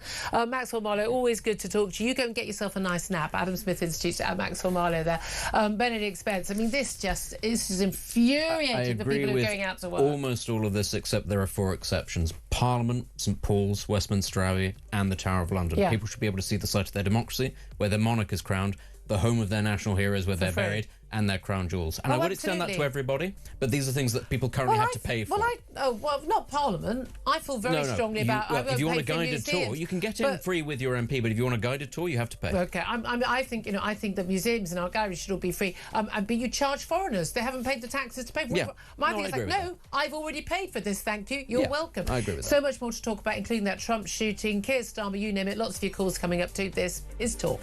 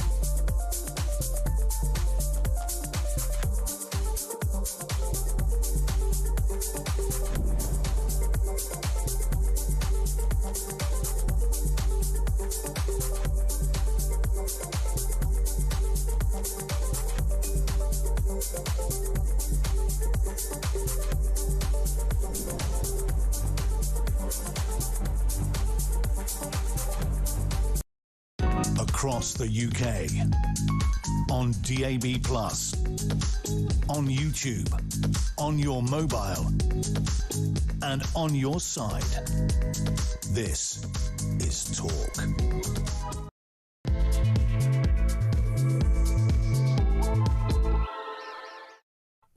Very, very good afternoon. Welcome back to the show. 2 minutes past midday is the time. This is Talk, the home of common sense, with me, Julia Hartley-Brewer. Thank you so much indeed, whether you're listening on DAB+ radio, on your smart speaker, whether you're watching on YouTube or your connected device. Thank you indeed for joining us. Lots more to talk about. Conservative commentator Benedict Spence is also joining us. And if you do miss anything, go to my YouTube page, The Julia Hartley-Brewer Show. Hit subscribe.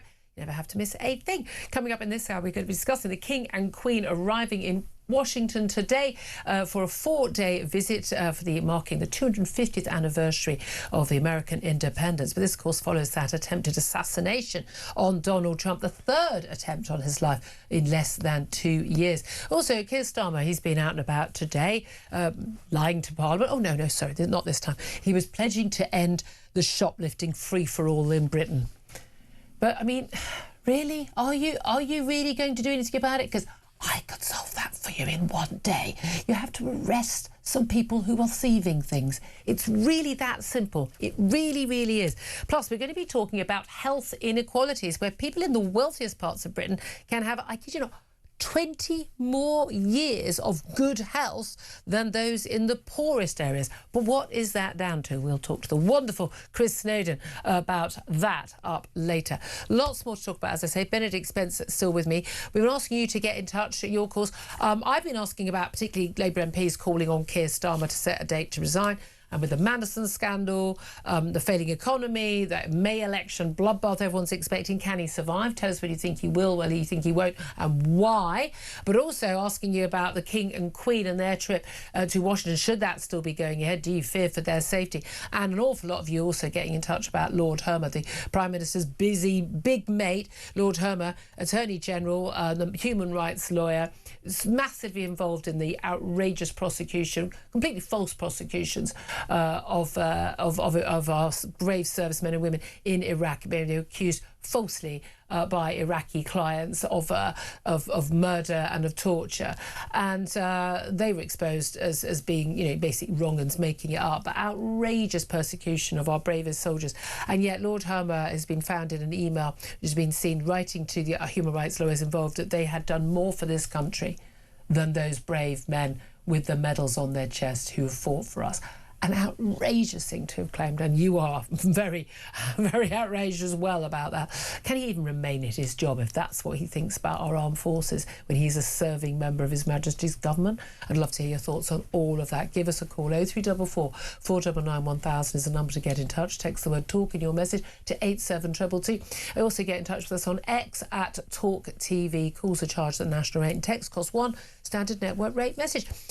Benedict, before we go to our next guest, let me just get brief thoughts on you. We talked about quite a lot about the assassination attempt on Donald Trump, but you believe that the King and Queen's trip to Europe, to America, should still go ahead? Yes, I think it should still go ahead. He's not simply the head of state of the United Kingdom, he's also of Canada as well. He's not going to Canada. No, but he's there to represent the people of Canada. It's not simply beholden to us. Actually, there are many people, somehow, I know that this is very unpopular, certainly to the Labour government, but the King is the head of state of many places around the world. It's that old legacy of imperialism. And I also don't think that, there'll be the same level of potential for mishap with that many sort of heads of state. I do think that it'll be a much tighter operation in terms of keeping those people safe. It would just be too big an embarrassment to the United States if something were to happen to a foreign head of state whilst they were there. That would be quite extraordinary. It really would. Well, look, earlier today we spoke to the former head of Royal Protection, Di Davies, who agrees it should go ahead. Let's also talk right now to Matt Terrell again. He's a Republican strategist and a former advisor to the current Secretary of State, Marco Rubio. A very good afternoon to you again, Matt. Great to be with you. Thanks for having me. Appreciate your time. I mean, first of all, just give me your reaction to what happened on Saturday night at that Washington Correspondents' Dinner. Most of us know that dinner for basically you get an absolute roasting of the president there, and then you get a roasting back for the president. I mean, certainly Obama did some amazing speeches at that big event, big annual shindig, 2,000, the great, the great, the good, the rich, the famous, the journalists, all the broadcasters are all there. But most of the BBC was there, as far as I can tell. And this attempt attempted assassination again, not just of Donald Trump, it appears, but other members of his cabinet. What do you make of it all? Well, first and foremost, a big thank you to the men and women of law enforcement, of the Secret Service, who obviously stepped up and did their jobs. And the bottom line here is you have people every day who put their lives in the line, not just to protect the president and key officials, but of course the American people as well. So that was obviously important to see and great to see them step up as they always do in their jobs. Look, the truth is this is just a rise that we're seeing in political violence. Obviously, President Trump in particular has been seen now this be his third attempt, if you will, of trying to assassinate him. And let's be clear, this individual obviously had a plan not just to go after other officials in the room, but of course the president being a key target as well. And that's very unfortunate. But what we've seen is a couple of things that I think have only contributed to that, or certainly have not helped. That's the rise in rhetoric that we're seeing from our politicians, sadly. You have Democrat politicians, for example, who have compared President Trump to fascists or Hitler. It's that kind of rhetoric that certainly doesn't help. But then beyond that, right now, today, the number one thing that Congress needs to do, Democrats in Congress need to do, is pass the funding to ensure that DHS, Department of Homeland Security, is funded right now. Today, we have Secret Service agents who are not being paid. That's unacceptable. Yeah, I mean, they've got a massive budget, but again, you've got this ridiculous thing you have in Congress where budgets end up getting stopped on these votes. It's a very bizarre way of running the country. Look, I haven't got no doubt at all. I mean, the left have got a lot to answer for. This guy, apparently, he's a 31-year-old teacher from California, Cole Allen. He's the man who's been who's going to be appearing in court later today, charged with various gun offences, obviously is related to this. But he did actually manage to shoot an agent who thankfully was wearing a bulletproof vest. But I mean, and by all accounts, he said this manifested to his family just before the attack, 1,000+ words. One of the things he complained about was the lack of security at the hotel where this event takes place, which is extraordinary. But again, we're talking about someone on the left and this idea that Donald Trump is so uniquely awful and terrible that somehow killing him is justified in the same way that people seem to think it was justified for a boss of a health insurance company to be shot dead. The thing is, whenever I hear Americans say, particularly American politicians, violence is not part of our democracy, it's not part of the political system.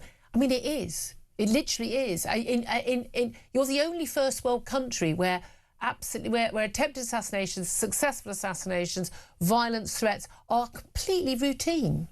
Why is that? Well, it's not just against politicians here in the United States. Look, you remember Charlie Kirk. Yeah. Not all that long ago was assassinated. Yeah. And so I think conservatives, frankly, particularly the United States of America, feel under attack right now. But look, this is not a Republican or a Democrat issue. This is an American issue. And all Americans obviously should rally behind ensuring that we tone down the rhetoric. I think the rhetoric, particularly coming from the Democratic left, has not been helpful in terms of, again, calling President Trump a fascist or comparing him to Hitler. Yeah. That doesn't help. And so obviously we need to let the investigation take its course with respect to this exact situation that took place on Saturday night. But the reality is we do have an issue with the rise in political violence. You can blame social media, you can blame other dynamics. Right now, I think a lot of the blame is on politicians who make the choice to use rhetoric that I believe is very hurtful. Well, and in many cases, certainly does not help. I agree with you that I think there's a bigger issue on the left and they do not own it. I mean, but I'm sorry, Donald Trump's rhetoric a lot of the time, not your old boss, Marco Rubio. I have to say he's always been very very measured in his words. But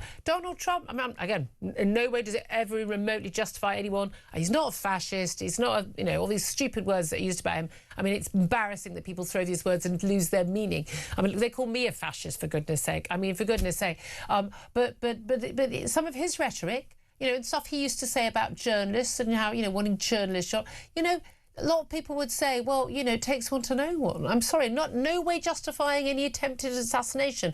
But, a lot of people might say, you started it childishly. Well, look, the truth is, President Trump has a style and approach of what he does. And I can tell you about his rhetoric. He did a fantastic job on Saturday night in terms of taking to the podium in the White House after this incident and really speaking to the nation. I was amazed, frankly, at how calm he was. Yeah. He really, I think, stood up and in his recent rhetoric, really, I think, has been trying to unite the country here. I think he's done a fantastic job in terms of his latest remarks. But, what's important now is action. And I go back to, there's certain actions that our leaders do need to take. One of them, not to be repetitive on this point, but I care deeply about it, is ensuring that the Department of Homeland Security has the necessary funding. We need to ensure right now in this critical time, we see this rise in political violence, that we're giving law enforcement every tool they need to succeed. Would it also be a good idea if people couldn't just like walk off the street, buy a pint of milk and then a gun? Would that help too? Well, look, my philosophy on this is that at the end of the day, people have their own views on debates with respect to gun policy in the United States. But look, truthfully, people kill people. Guns don't kill people. Yeah, I know. But people with guns kill a lot more people than people without guns. Right. But there's other things we need to get to as well. Obviously, mental health is important. I think you've seen the White House, frankly, a step up in trying to address certain dynamics related to mental health in the United States. This is not just against leaders. We've seen other violent activity take place, and I think mental health is a big part of it as well. Yeah, I mean, I went to school in America as a kid. God, I'd be terrified to go to school in America now, having to have practices for when an ex-pupil decides to turn up and shoot us all. I mean, it's just absolutely extraordinary. You talked about how the security services did their job. We've had a former head of Royal Protection here, Di Davis, going, it doesn't look like that to him. A man being able to run through 2 security, gates, not stopped. When the only person who got shot was a Secret Service agent, thankfully wearing a bulletproof vest. But I mean, 4, 5, 6, 7, 8 shots fired. Not one hitting Cole Allen, who was arrested without any wounding. How does that happen? I mean, where were they shooting if they were not shooting at him? And it's all very well he didn't make it to the ballroom, but what if he'd had a suicide vest on? What if he had actually just run through there and then detonated himself? We're in a very different territory then, aren't we? Well, there's no question you're going to see an investigation take course here, right? I mean, look, the Secret Service, other key components here in Washington in particular, we'll review this. And it's important every instant to review and see what can you learn from, what can you do better. And you go back to Butler, Pennsylvania. When Trump was nearly killed. Well, let's not allow people to take a gun and set up on a roof in plain sight of everybody to shoot the president. I mean, that would be a lesson learned from that one. Lesson learned, but obviously in Butler, Pennsylvania, I was shocked at frankly what occurred there. But look, to your point, I think it's important to really unpack and make sure that we are course correcting if and where needed. And I'll defer to law enforcement and others who will be a part of the Secret Service. Look, part of this is the Secret Service is now being run under DHS, and again, I'm saying it for the 3rd time now. But I think it's important to fund DHS. You said that.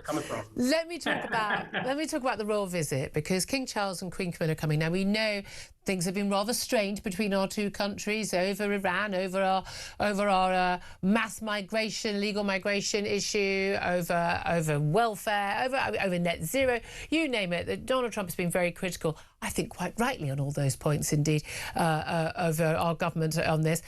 He used to talk about Keir Starmer being, he was a great guy, he was a nice guy, they were friends.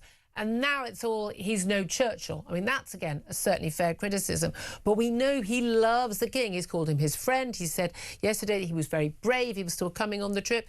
Are King Charles and Queen Camilla going to be safe, given the security issues you've got over there? Well, I believe they'll be safe. I mean, look, you're obviously seeing this trip proceed forward, and people understand that the security planning for this has been taking shape well in advance. But look, there are things to be recognizing here. I mean, the king is going to be on the move here. He's got scheduled events in New York, for example. So that changes the dynamic. You saw President Trump talk about the need for the ballroom. And the reason why that is important, in my view, is because the White House is a very secure venue, right? So you're dealing with a situation here where the king will be on the move. He's got an event in Virginia scheduled, in New York, like I said. And so that is a security component here. When you're not in a secure complex like the White House, that does create more risk. I mean, the event that took place on Saturday night was at a hotel that frankly anybody could have access to. It's the same hotel that President Ronald Reagan was shot at. So you have to be mindful of the venues, and I'm confident that the security here in Washington and beyond will be there, obviously, to support this visit. And obviously, it's great to see the king come here. I know the president and the king have a long-standing friendship and relationship. Obviously, it's a different relationship than President Trump's relationship with Prime Minister Starmer. There's no question about that. There's no doubt at all. I mean, Donald Trump is a massive Anglophile. His mum was Scottish. He used to love the late Queen. He's had 2 state visits over here. Very, very rare thing to be offered. But how much do Americans care about the British King and Queen coming? Because at the end of the day, I mean, they may know more. I mean, the late Queen was basically the most famous woman on the planet. I mean, take your big bottom, Kim Kardashian. Our Queen was the most famous woman on the planet.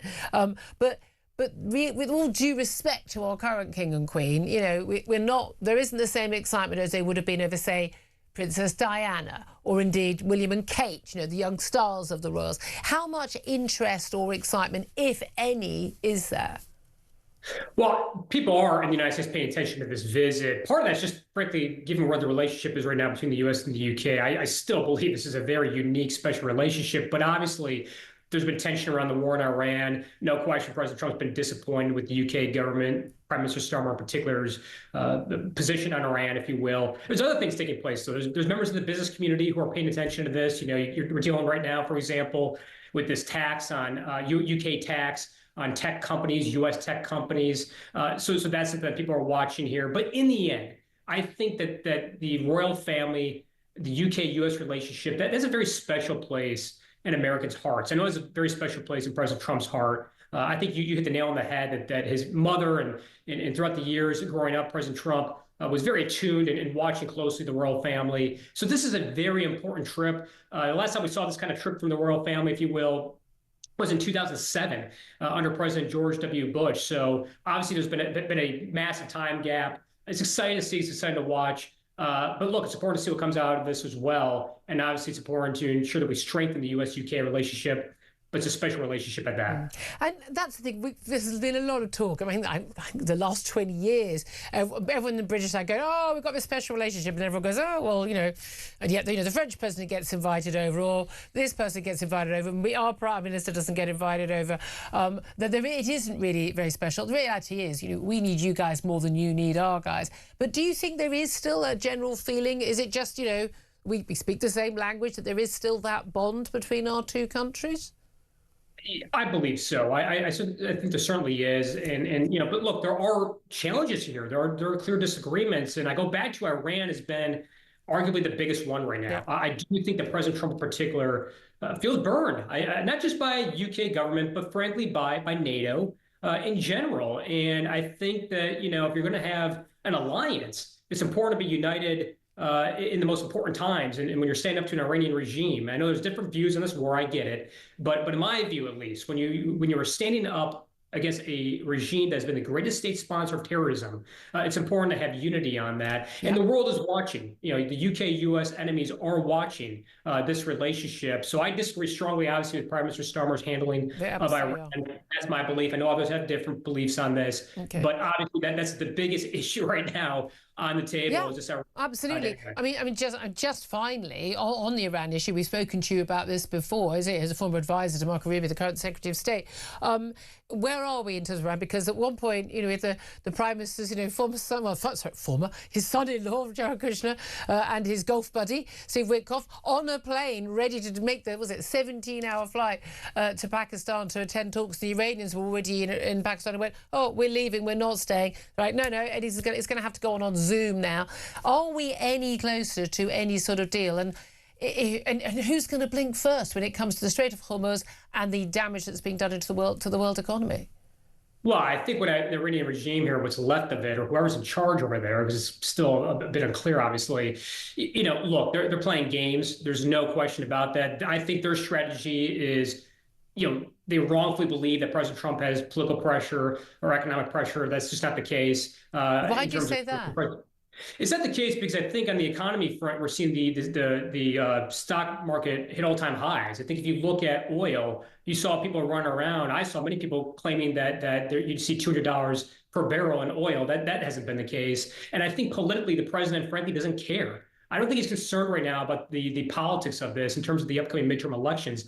I think he's really zoned in on the policy of this and understand that this was the right thing to do. You're not going to break President Trump's will. So the strategy among Iran right now is to outweight President Trump or believe they have leverage on that. They're thinking the wrong way. He is going to double down here, and they can do this one of two ways, the easy way or the hard way. And President Trump moved in that third carrier into the region. That's a sign that the president's willing to use military force if needed again here to ramp up that pressure. But there's deep economic pressure right now in Iran that can't be ignored. You're seeing skyrocketing inflation. You're seeing them losing roughly $500 million a day. They need to be exporting oil. They can't do that right now. That's a big revenue stream, of course, for the country. Look, what they need to do in the end is push for good faith order. And part of that would be giving up enrichment. Handing over enrichment, that'd be a good sign forward. They need to do good faith. They never have. They need to start doing that. Yeah, absolutely. Really good to talk to you. Covered a lot of ground there. Matt Terrell, Republican strategist. He's a former advisor to Marco Rubio. As I said, thank you very much for joining us there from the States. Benedict Spence, on the issue of Iran, I mean, we've barely touched on it in the cast. This is the backdrop to a heck of a lot of what is going on, just in this government, in terms of our everyday lives. And we haven't even really seen the impact of this in terms of, those flights that get cancelled, the prices that go up. People, just don't mess with people's summer holidays. This is why you're going on so many so early. Just in case. No, but and prices going up at the pumps and the heating bills that are going to go up later. Food prices, you name it. This is going to have a bigger impact in terms of the world economy than in a few months' time than is actually already happening now. Yeah. Do you think that? What's that line? Taco Trump always chickens out. Yeah. I mean, it doesn't look like it yet. No, it doesn't, because I think there is some understanding that even if the US does have to pull out, they'll be drawn back in, because there is no world in which you can actually leave things as they currently are. Yep. And the Iranians not make fantastic advantage of that, which will mean continuing to try and develop nuclear weapons, which means the Israelis will strike them again. That's the reality. Because they have no choice. Yeah, that's the reality of the situation. Trump can't tackle Iran cannot be allowed to get a nuclear weapon. He Full can try. Stop. Nothing to discuss. He can try and pull out. He can try and chicken out. But the Israelis and the Gulf states will drag him back in, because the Iranians will continue down this path. That's the only route here. I have a funny feeling that in these negotiations, sometimes the Israeli negotiators don't tell the truth. They don't. I mean, it's true. I know. Amazing. You can't trust a word they say, because when they do deals and they say they're not going to enrich uranium and then they carry on doing it, it's almost like they were just playing us in the West. I mean, it's stunning. Who would have ever thunk it, eh? Anyway, I want to hear your thoughts on anything and everything we're talking about. Get in touch. 0344 499 1000. I know a lot of you, particularly incensed, as you should be, by the fact that local councils are basically giving discounts to a lot of people on benefits. I'm not talking about pensioners. I'm talking about young people. Got a bit of anxiety. It's Monday. I don't really want to go to work. Got a bit of depression. I'm going to be on benefits. Oh, can I have a discount on a spa day, please? Can I have a discount going to get drinks? Can I have a discount here and there? We're paying for that, guys. We are paying for it. When we go to work, we pay full whack for everything, and then we pay taxes to pay for that lot to get it on discount. Meanwhile, when were your bins last collected? Pothole industry? Not mended? Funny that, isn't it? It's almost like the council's got a different priority. We'll talk about that up next. This is Talk.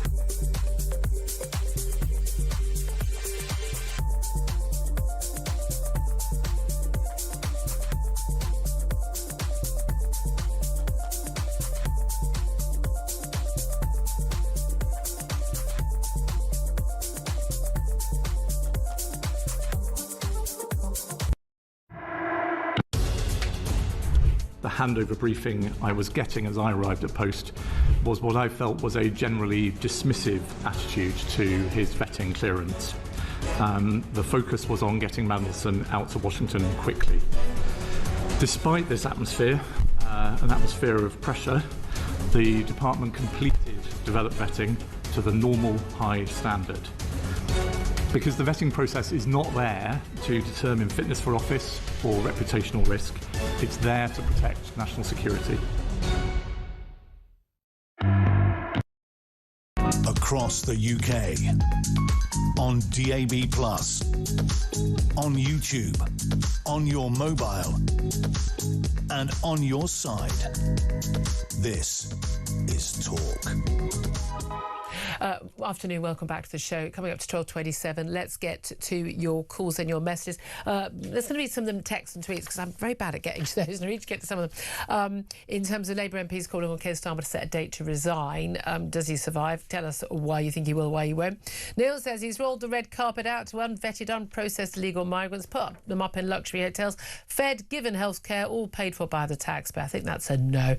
Alan says, please, can these Labour MPs grow a spine? We're all watching your gutless response to this horror. You will never be elected or have your cushy, well-paid jobs again unless you act to limit the damage immediately. Force his resignation or sacking now. Sammy says, how does he still have a knighthood after this amount of scandal? That's a good point. And Gordon says, Starmer won't resign. He's already said he's leading the Labour Party into the next general election. He'll have to be forcibly removed from office. And Yasmin said, there's no way he can survive. When the herd moves, it moves, and it will move, won't it? Let's go to the calls. Malcolm is on the line in Oxford. And Malcolm, you want to have your say on these outrageous discounts that councils are offering people who are benefit claimants for things like spa days and even, in one case, discount rent on a beach hut. What do you make of it? Julia, I know that Dominic's not going to agree with me because I spoke to him a couple of weeks ago. Benedict? Yeah. Benedict. Dominic may not agree with you, but yeah, let's hear what you have to say. Malcolm, are you still there? Benedict, sorry, I call you Dominic. I did before. Oh, he looks like a Dominic. He does. Carry on. Basically, a year ago, last Monday, right, I was given the diagnosis that I've got esophagus cancer. Oh, my darling, I'm so sorry. Right, so I'm 74 years of age. Yeah. And I'm a pensioner. Yeah. And the first time in that week, I've decided to ring Macmillan. Yeah. And they were excellent. Good. Right? Not about the cancer. As far as I'm concerned, it is what it is, and I will deal with it. Okay. It's curable, but I've got to go through a lot of things first. Yeah. So I thought I'd ring up and see if I'm entitled to any benefits at all. Mm-hmm. I didn't think I would be, but I thought I'd try. When you get to pension age, lots and lots of things that you would be entitled to goes away. Right. And you're sort of talking about things like maybe extra financial help for getting to the hospital treatments and things like that, practical stuff. No, absolutely. Mm-hmm. No mobility, no hip or anything like that. Yeah. So I said, we went through it, and she's a very, very nice lady. And the thing was, how much savings have you got? Oh. And I said, we've got £30,000. Because we try to be responsible, yeah. We've saved. I worked from the age of 15, and I retired when I was 70. You lazy sod. I just can't believe it. And the amount, I'm sorry, but the amount of spa days I had, well, I can't remember if I actually had one. Yeah. Because you were busy working and paying your taxes and then putting money away for when you need it. So basically, because you've got savings, you're not entitled to anything. I still pay tax because I pay tax on my state pension because it's literally just gone over the 12.5. Yeah. I pay tax on my private pension because I was responsible. Yeah. But I get nothing. However, I can apply for an attendance allowance after 6 months if my condition deteriorates. That's nice of them. Whoa, hang on a minute. I've got to get even worse before you get help, rather than the positive thought before I get help. They can stick their money. I mean, are you listening to this, Dominic? Benedict? What's your point? He wasn't having a go. Exactly. No, this is about... No, I understand what this is about. This is about what I have been saying, which is that people with assets of over £1 million should not get the state pension if everybody else is being taxed through the nose. If working people... No, I'm going to say this now. I'm going to say this now because society is not about individual challenges all the time. I understand you're in a difficult situation, but we are talking about a generation, not just one, in fact, 2 generations of people who will not get a state pension in this country. They will not get on the housing ladder. They will not get any of the things that even today's pensioners get because they are being taxed through the nose to pay for it as it currently is. And I'm sorry that you were missold your pension by the government. Governments lie. I'm getting it missold even more. But hold on a minute. Okay, I've got a lot of sympathy for Benedict on these issues, that generation and younger generations, but I have to say, I was away that day. That was with Alex. That was with him. It wasn't me. Don't blame me. But that wouldn't impact you, presumably, Malcolm. That wouldn't be. You're talking about people who are very. I think maybe more than 1 million, but you know. Well, with inflation, yes, but that's a good starting point. But Malcolm, that wouldn't impact you. He's not saying that your pension should be taken away from you. I tell you what, if I had a property of 1 million, as I said before to Dominic, I keep calling him why. I don't know why. I don't know why either. It's my evil alter ego is called Dominic. Is it Dominic Grieve? No, the thing is, yeah, I know. That's why I said it. The bottom line is, this is more about the fact that I'm not entitled to it because I've got some something. Yeah, no, that's the bit. But it's the same as like when you've got a relative who needs, what if your other half, need dementia care.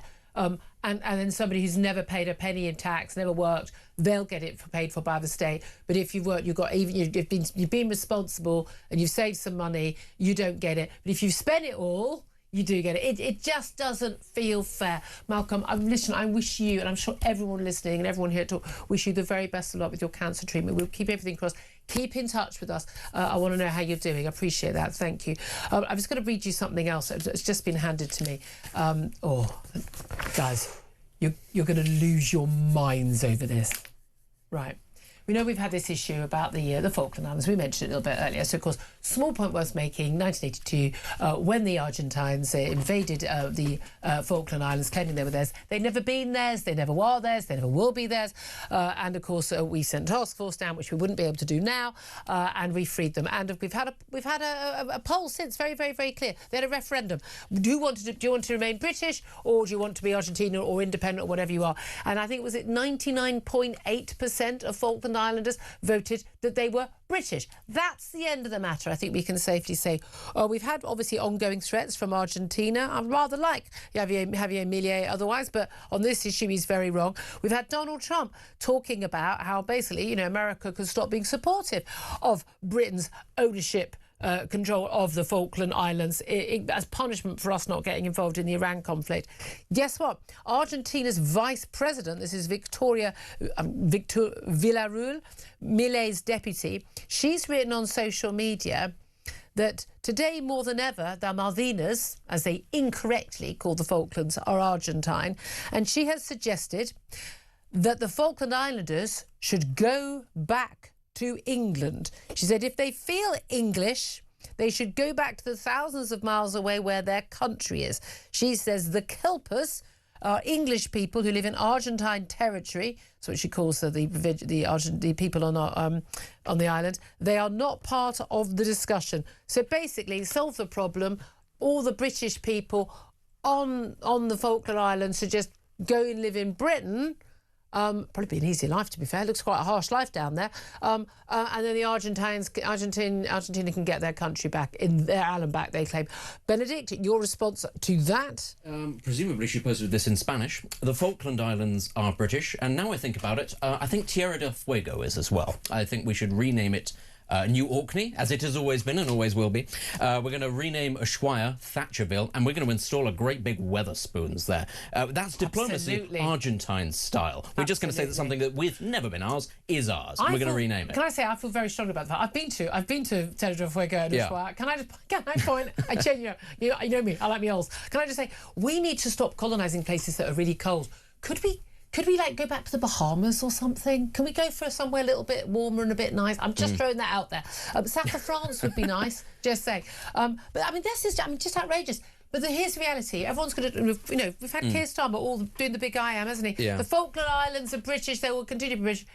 Only if we can protect them. Right now, if the Argentine army, Navy, invades, we can't do anything about it. The good news is they don't have a navy. So that's fine. They can't get there in the first place because, let's be clear, Argentina is also a basket case, and they start doing this when their government doesn't do very well. But you know what? We have a duty of care. They are British. We do. British people on that island. We need to be able to defend them and keep them British. It's simple as that. 12:36 is a time extraordinary. I'd love to hear your reactions. That 0344 499 1000 is the number to call. Frankly, Mrs. Vice President, you could do one. You really can. Up next, we're going to be talking about how the Prime Minister says he's going to solve shoplifting. It's been an epidemic of shoplifting, so they're just going to start tackling shoplifting. It's a mad idea, but might it work? We'll talk to a former Met Police DCI, Mike Neville, about that up next. This is Talk.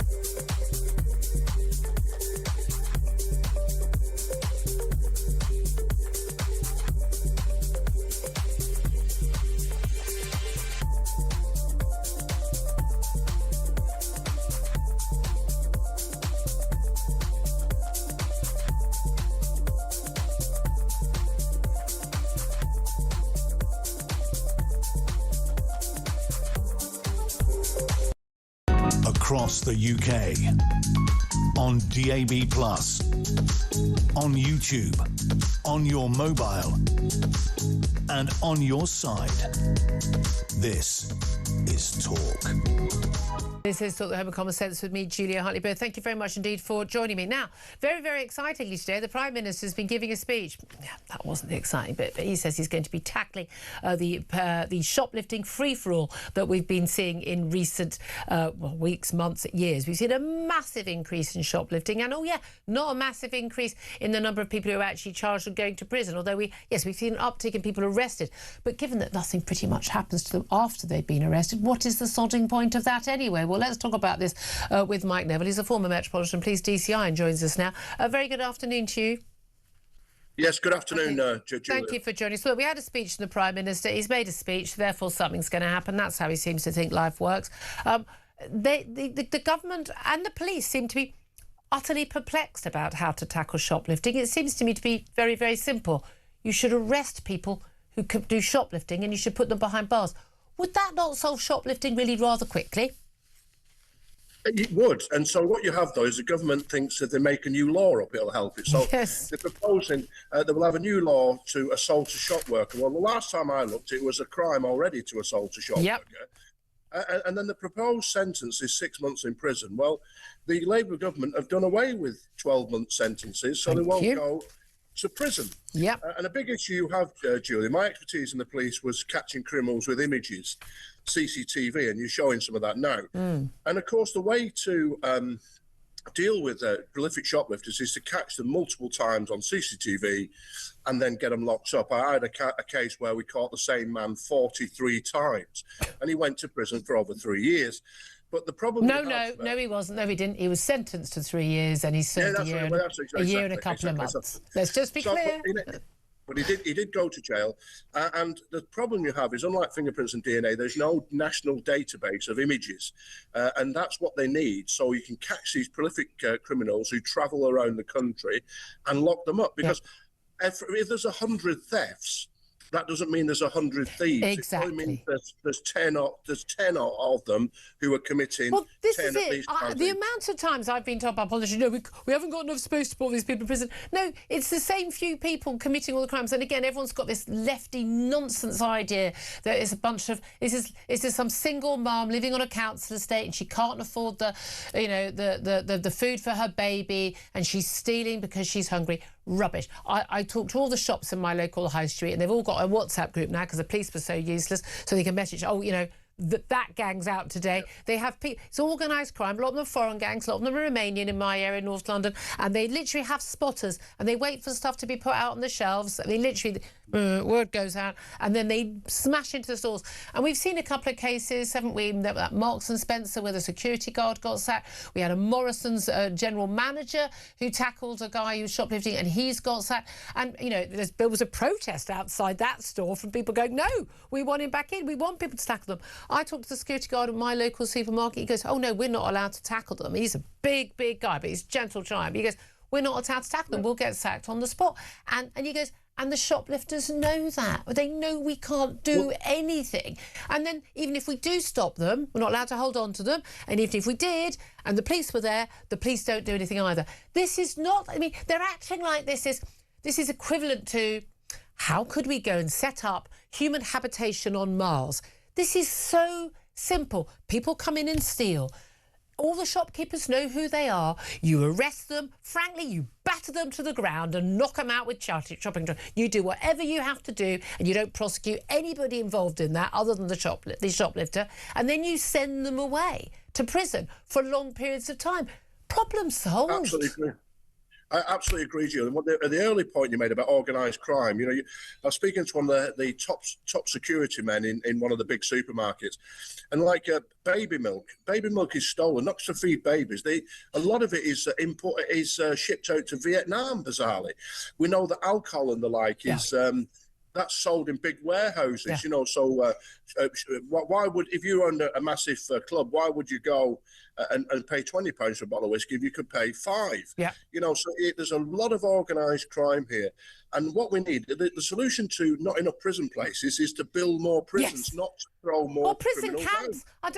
These aren't, you know, just prison camps. I'm sorry. How much does barbed wire cost? I'm really sorry. I just don't think it's Brother Woodman. And what's very extraordinary, he's pledged to end the shoplifting free-for-all. Again, it's another one of his pretend resets. I mean, it's just a joke. But he said this morning that the tide could be turning because there's been a 70% rise in charges for shoplifting. Oh, brilliant, charges. But as you say, if you get sentenced to less than a year, you ain't serving a sentence at all anyway. So what's the point? There've been a tiny... Julie. Yep. Julie, you know that, for example, I did some research, Freedom of Information Act request, and I found they come on about these community punishments like the tags.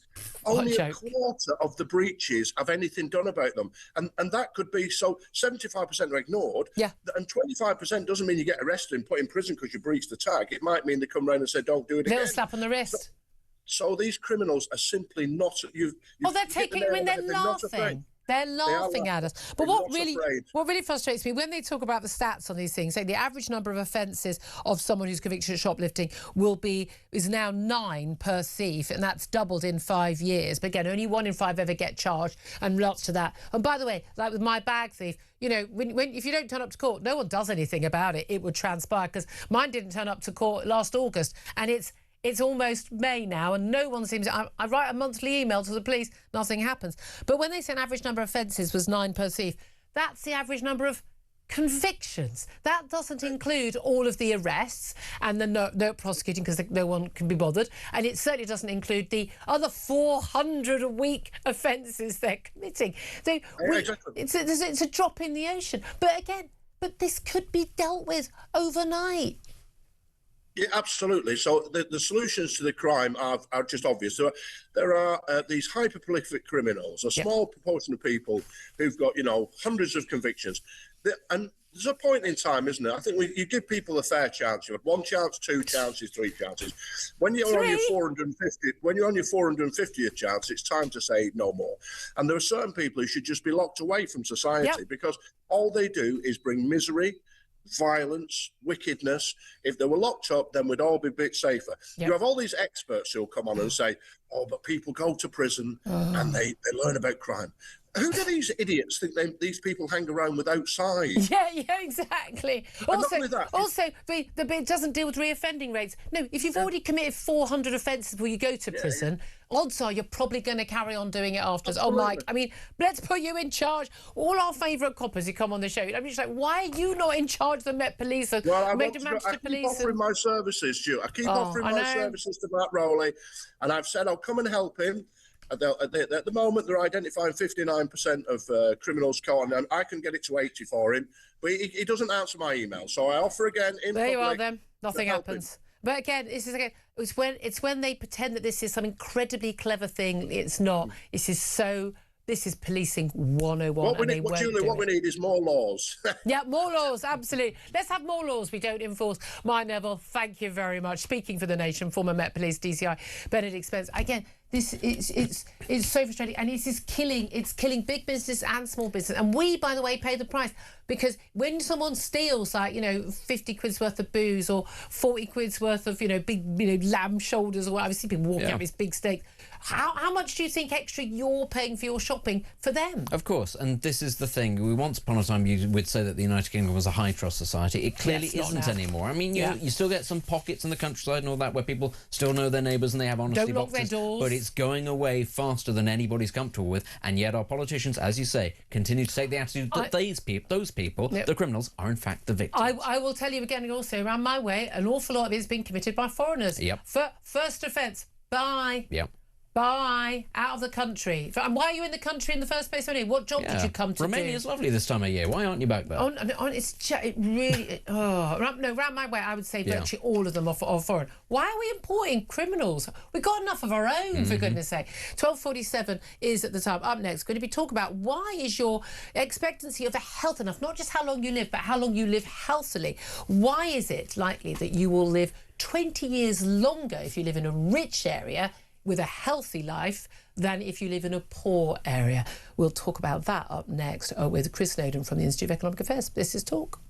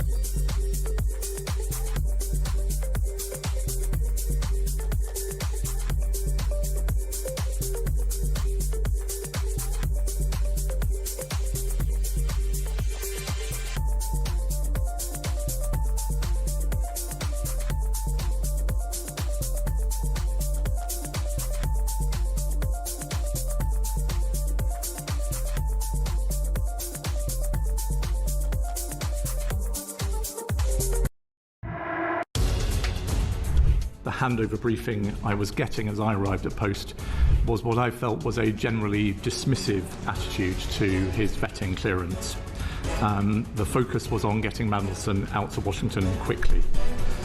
Despite this atmosphere, an atmosphere of pressure, the department completed developed vetting to the normal high standard. Because the vetting process is not there to determine fitness for office or reputational risk, it's there to protect national security. Across the UK, on DAB+, on YouTube, on your mobile, and on your side. This is Talk. This is Talk, the Home of Common Sense. 12:50 is the time. Just some breaking news for you. SNP leader and the First Minister of Scotland, John Swinney, says the SNP are planning to bring forward a vote for a new independence referendum on their first day in government if they are re-elected. This is going to be fun, isn't it? It does look like in the polls that they will be re-elected. There was a point about a year ago when Labour thought they were going to be taking over the Scottish government. Doesn't look likely on the current polls. Of course, how people choose to vote on the day is entirely up to them. But they're basically saying they will have a mandate for a new independence referendum. I mean, very briefly, Benedict Spence, I would say fair dues. If they say that's what they're going to do, they'll have a mandate for it. You say fair dues, I say who cares? Just get on with it. Honestly. Just make up your mind. Just stop moaning about the English. That's all I'll say. Honestly. I don't care what you do. I want the Scottish people, self-determination, do what you want. But if we have a referendum in England about what Scotland does. Yeah. That's a different matter entirely. But there we are. Anyway, let's get to our next topic. I want to talk about this healthy life expectancy, and there's a gap between the rich and the poor. So, of course, the BBC are all over this today. Basically, if you live in the wealthiest areas, you have 20 more years of good health expected in your life than if you live in a poorer area. So we're not talking about how long you live.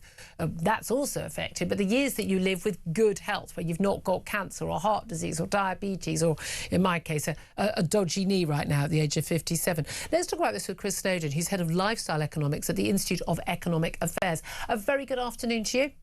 Afternoon, Julia. Lovely to talk to you. I thought you were my first choice of guest on this topic because you're always the person who sort of looks at some little, should we say the reasons behind some statistics to question whether or not the reasons we often hear in the news broadcasts about these things are the cause of these things. Because, just to give people the stats, they are quite extraordinary. If you live in a rich area and you're a man, you basically, realistically, you've got until the age of 69 years of healthy life expectancy, but then 14 years of ill health, 68 if you're a woman, and 18 years of ill health. If you live in the poorest areas, you're likely to stay healthy until you're 50, and then you have 23 years of poor health if you're a man. 48 for women is when on average they become less healthy, and then they've got 30 years of poor health. You're looking at women basically spending more than half of their adulthood with poor health, and men about half it.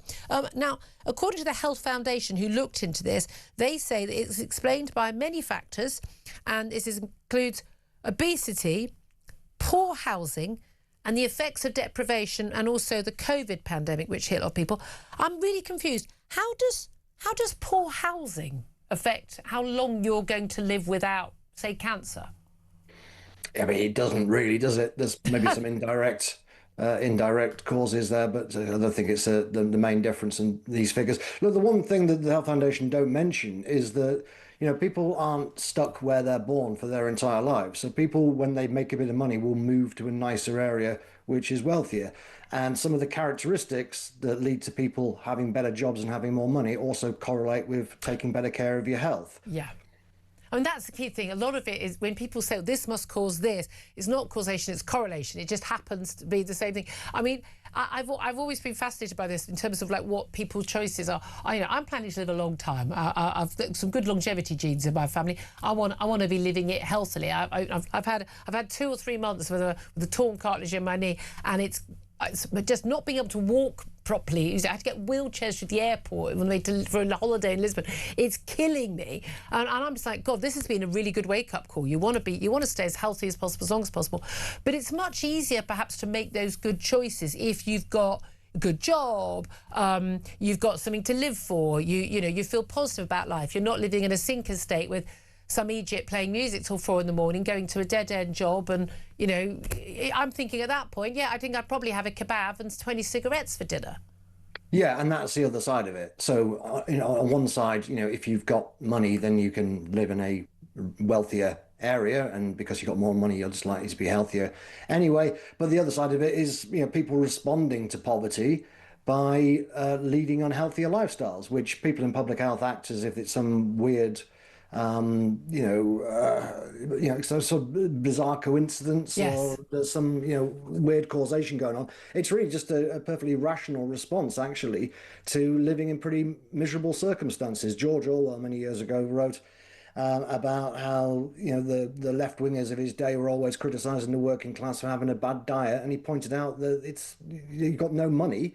Of course, you're going to have a bit more jam on your toast, which is the thing people complain about then. Yes. So what have your few pleasures in life? And have a drink when you can, and maybe smoke cigarettes. So that's the causation there. And you're not actually really helping people that much if you try and take those things away from them. Well, again, that's been the whole idea about minimum alcohol pricing and the smoking ban and this and this and that, and let's try and stop people getting obese things. But people make their own choices, and this is where how much is it the decision of the do-gooding, chunky jewellery wearing ladies in public health of what choices other people make? But the argument has been made again and again, hasn't it? Well, it's much easier to eat healthily if you're rich. You go to supermarkets where there's, you know, wonderful range of, you know, there's asparagus and red peppers and blueberries and all of that. But you've done some research, I mean, way back when, showing that this idea that people on low incomes can't afford to be slim and healthy is a load of, frankly, nonsense. Yeah, I mean, the cheapest stuff in supermarkets are fruit, veg, and starchy carbohydrates, which is what the government says constitutes a healthy diet. This stuff is incredibly cheap. They more or less give some vegetables away. Now, there are expensive fruit and vegetables as well, you know, we're brought in from the other side of the world, but you don't have to have them. You don't have to eat kumquats, do you? You can just exactly, yeah. So this stuff actually is incredibly cheap and always has been, which is why, in fact, it's always been the staple diet of the poor in the first place. You know, the poor have always lived on vegetables and starchy carbohydrates, bread and so on, precisely because they are cheap. Now those foods are considered to be healthy. The reason people don't eat them is because they don't taste that good. Also, a lot of people, including myself, have no culinary skills whatsoever. And so you give me a choice between having to make something from scratch and just popping something in the oven. I'm going to put it in the oven or the microwave. Or getting the delivery. I've always thought that if you're getting a takeaway, you're not poor. So, you know, they're not cheap. But again, I mean, these are about choice. And we're told often it's about education as well, in terms of people. But don't people know that a plate of chips isn't a healthy diet? Yeah, I think so. I think teaching kids how to cook in school is a good idea, but I think the idea that people don't know that smoking's bad for them and that if you have too many cream cakes, you're going to get fat is clearly unrealistic. OK, fair enough. Chris Snowdon, great to talk to you from the Institute of Economic Affairs. Benedict Spence, where do you stand on this? Well, I'm fascinated to find out that there's two different life expectancy, healthy and unhealthy. I mean, I assume I've been dead for 4 years if we're doing the healthy one. I plan to live unhealthily for a very long time. You know, but you're right, this sort of talk about years ahead. You know, telling people that chips aren't healthy. Like, come on, obviously everybody knows this, and the smoking thing especially. People know by this stage. I think I agree with Chris there, actually. Teaching people to cook in schools, breaking the cycle of people not knowing how to cook, that's a good use of time. None of the rest of this stuff actually matters. I know, that's my thing. But also, if people want to drink or eat themselves to an early oblivion, that's freedom. As long as they pay for it. That's when you're talking about the impact of the NHS, but also the impact on working. For instance, I'm sorry, I don't want to pay benefits for someone who can't work because they're overweight. Or alcoholism. No, sorry. Yeah. You've made your choices.